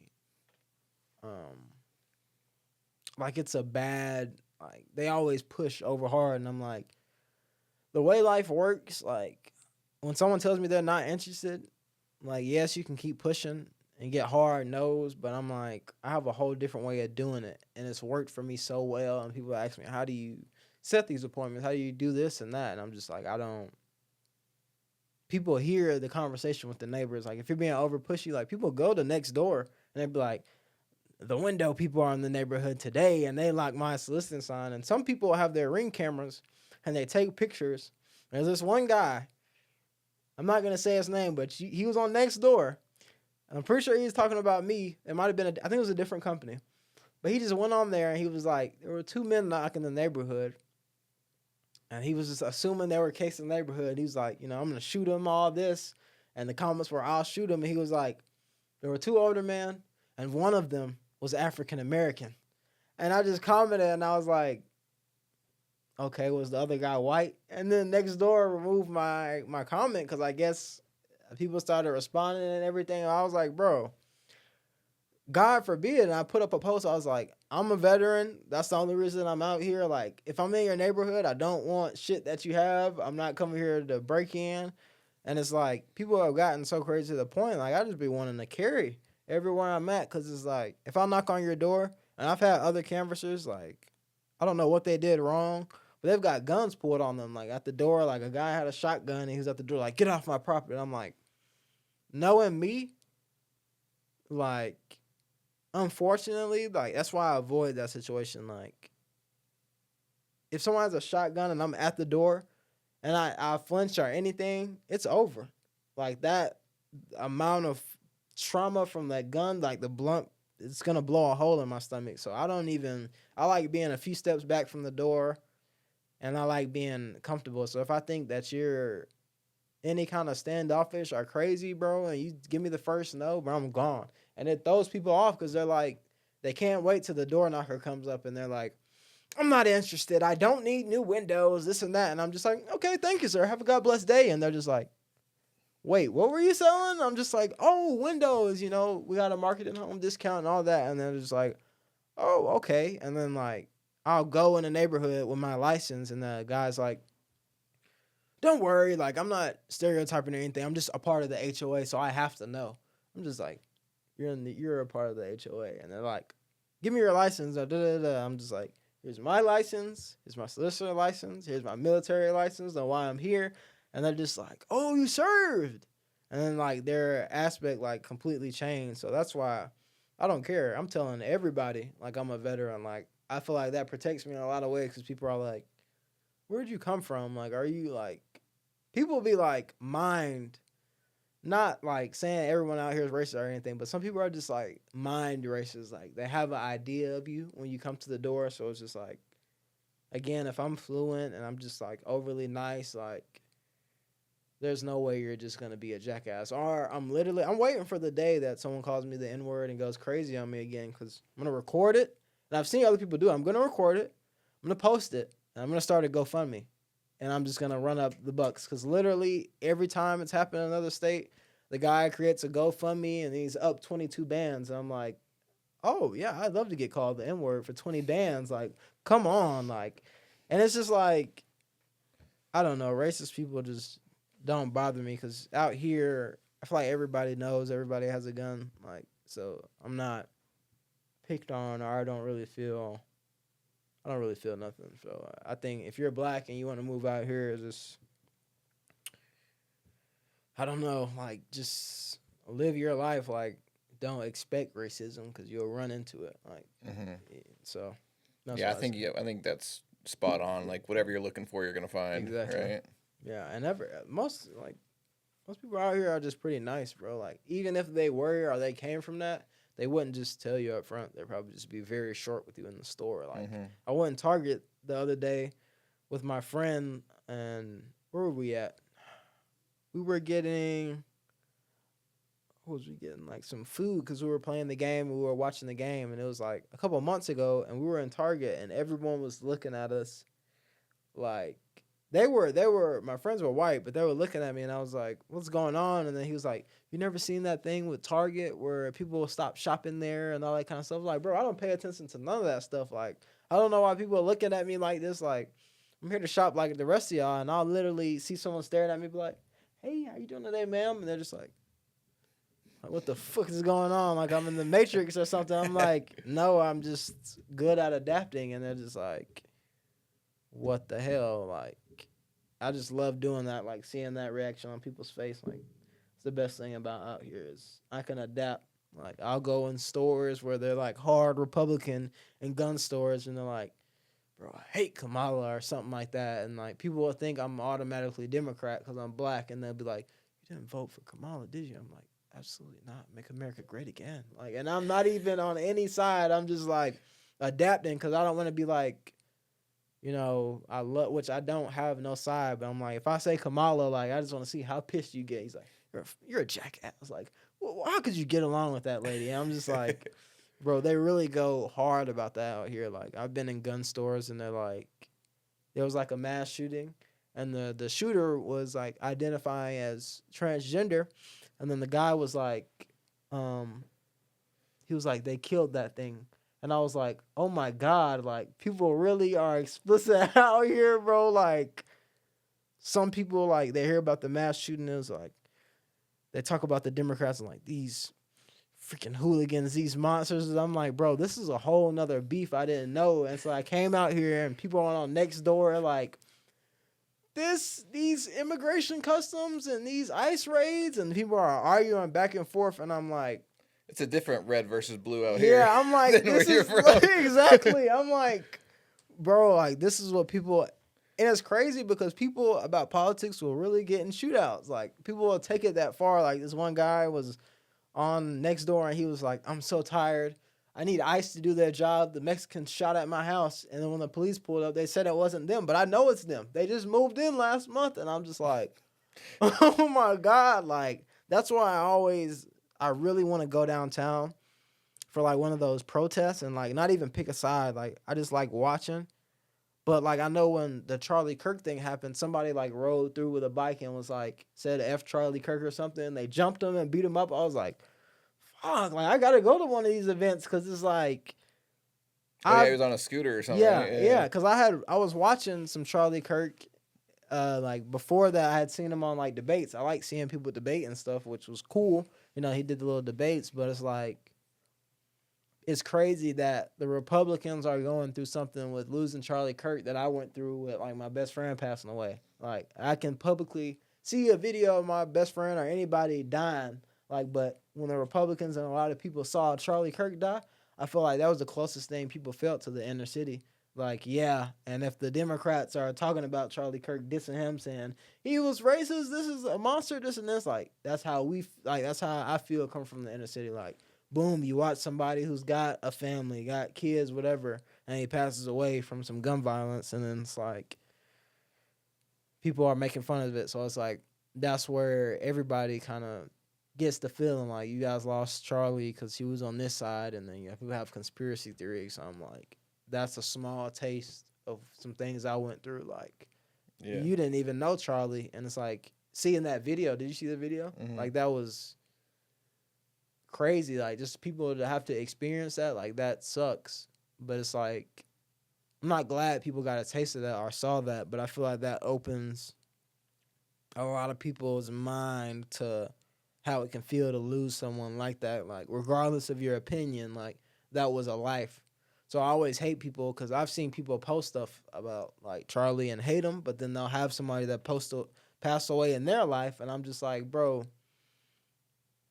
when people lose people, bro, that's not a game. Like even famous people, like all that, like being insensitive to death will come back to bite you in the ass so hard. Like I'll see somebody that's like I knew or I say something about somebody I lost, and they're just like, oh, life keeps going, and then they lose somebody or their grandma or their friend. They're just completely torn, can't do anything. I was like, I done been through that 10 times.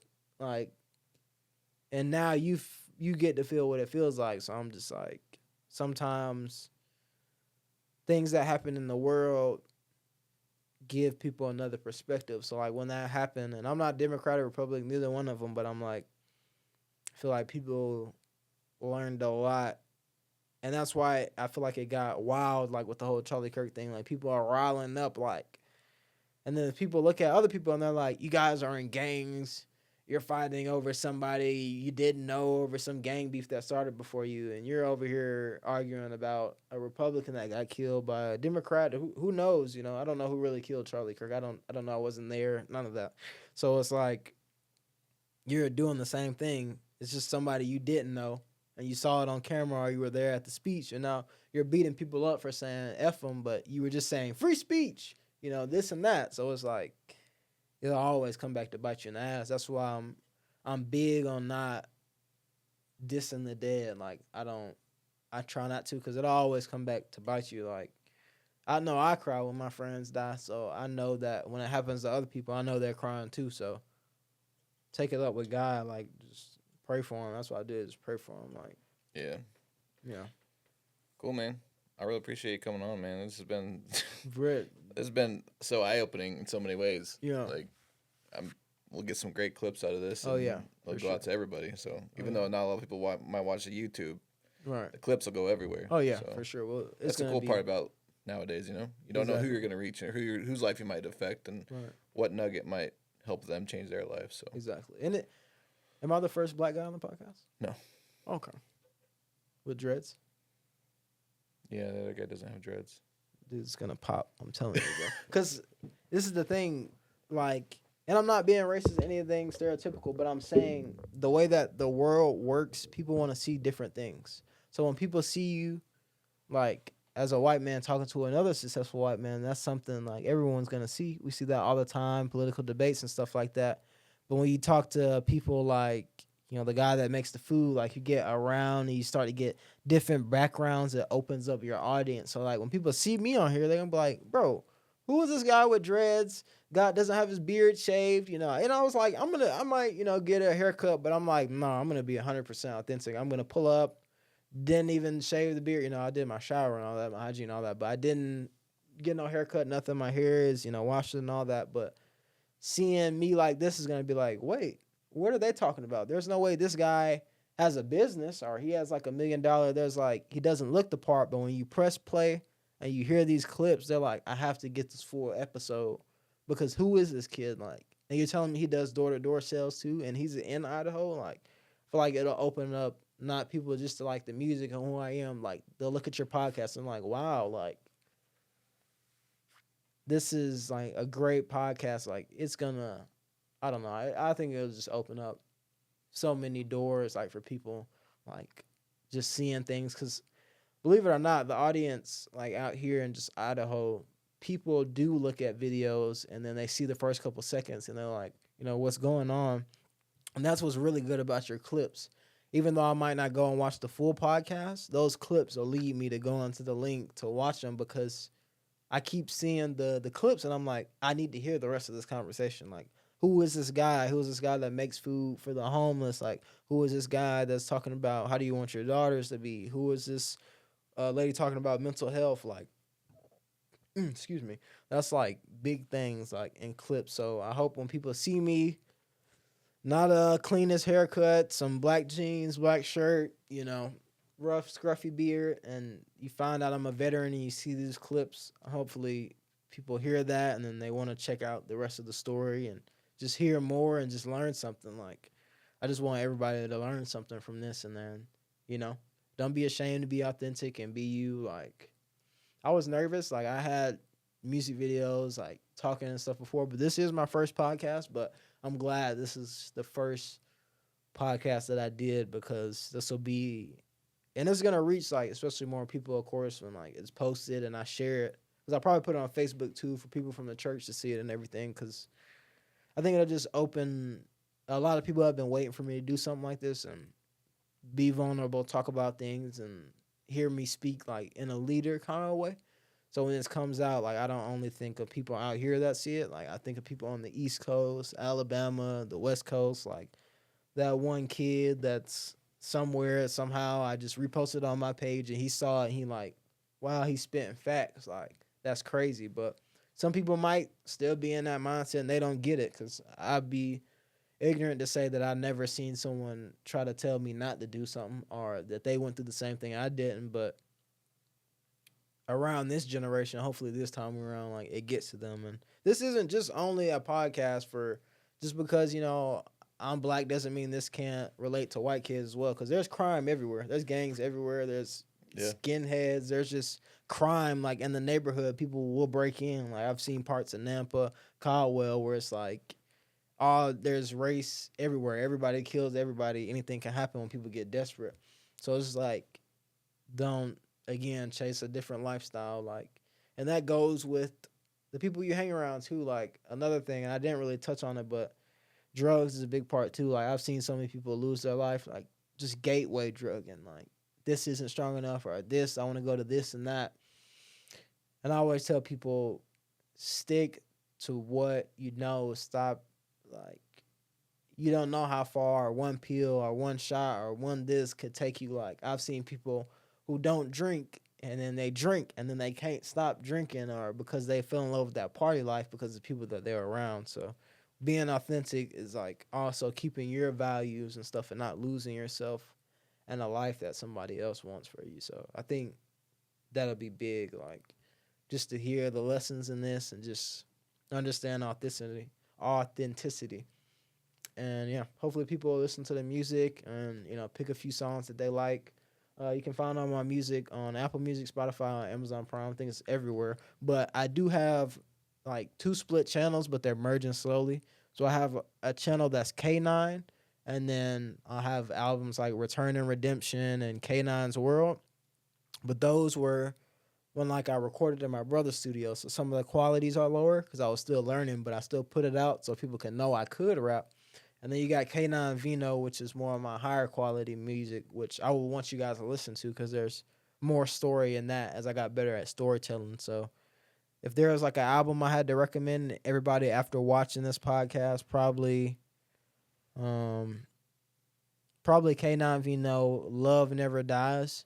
The first 2, as far as hearing like the different music, the Pink and Red edition, because Pink is more love songs, having fun, and then the Red is like more aggressive me and talking about sadness. And I even got like pop songs on there too. It's just about the different types of loves, like loving somebody that's from the streets, like as my brother, and then loving my girl who's from a different part of a different life, and then loving my friends. Like it's just the different aspects of love. And then I have K9 Vino Outlaw Wolf, which is where I talk more openly about, Rose, my grandma, and things like that. So if you guys wanted like a reference album to listen to after the podcast, definitely K9 Vino Outlaw Wolf in the Love Never Dies collection.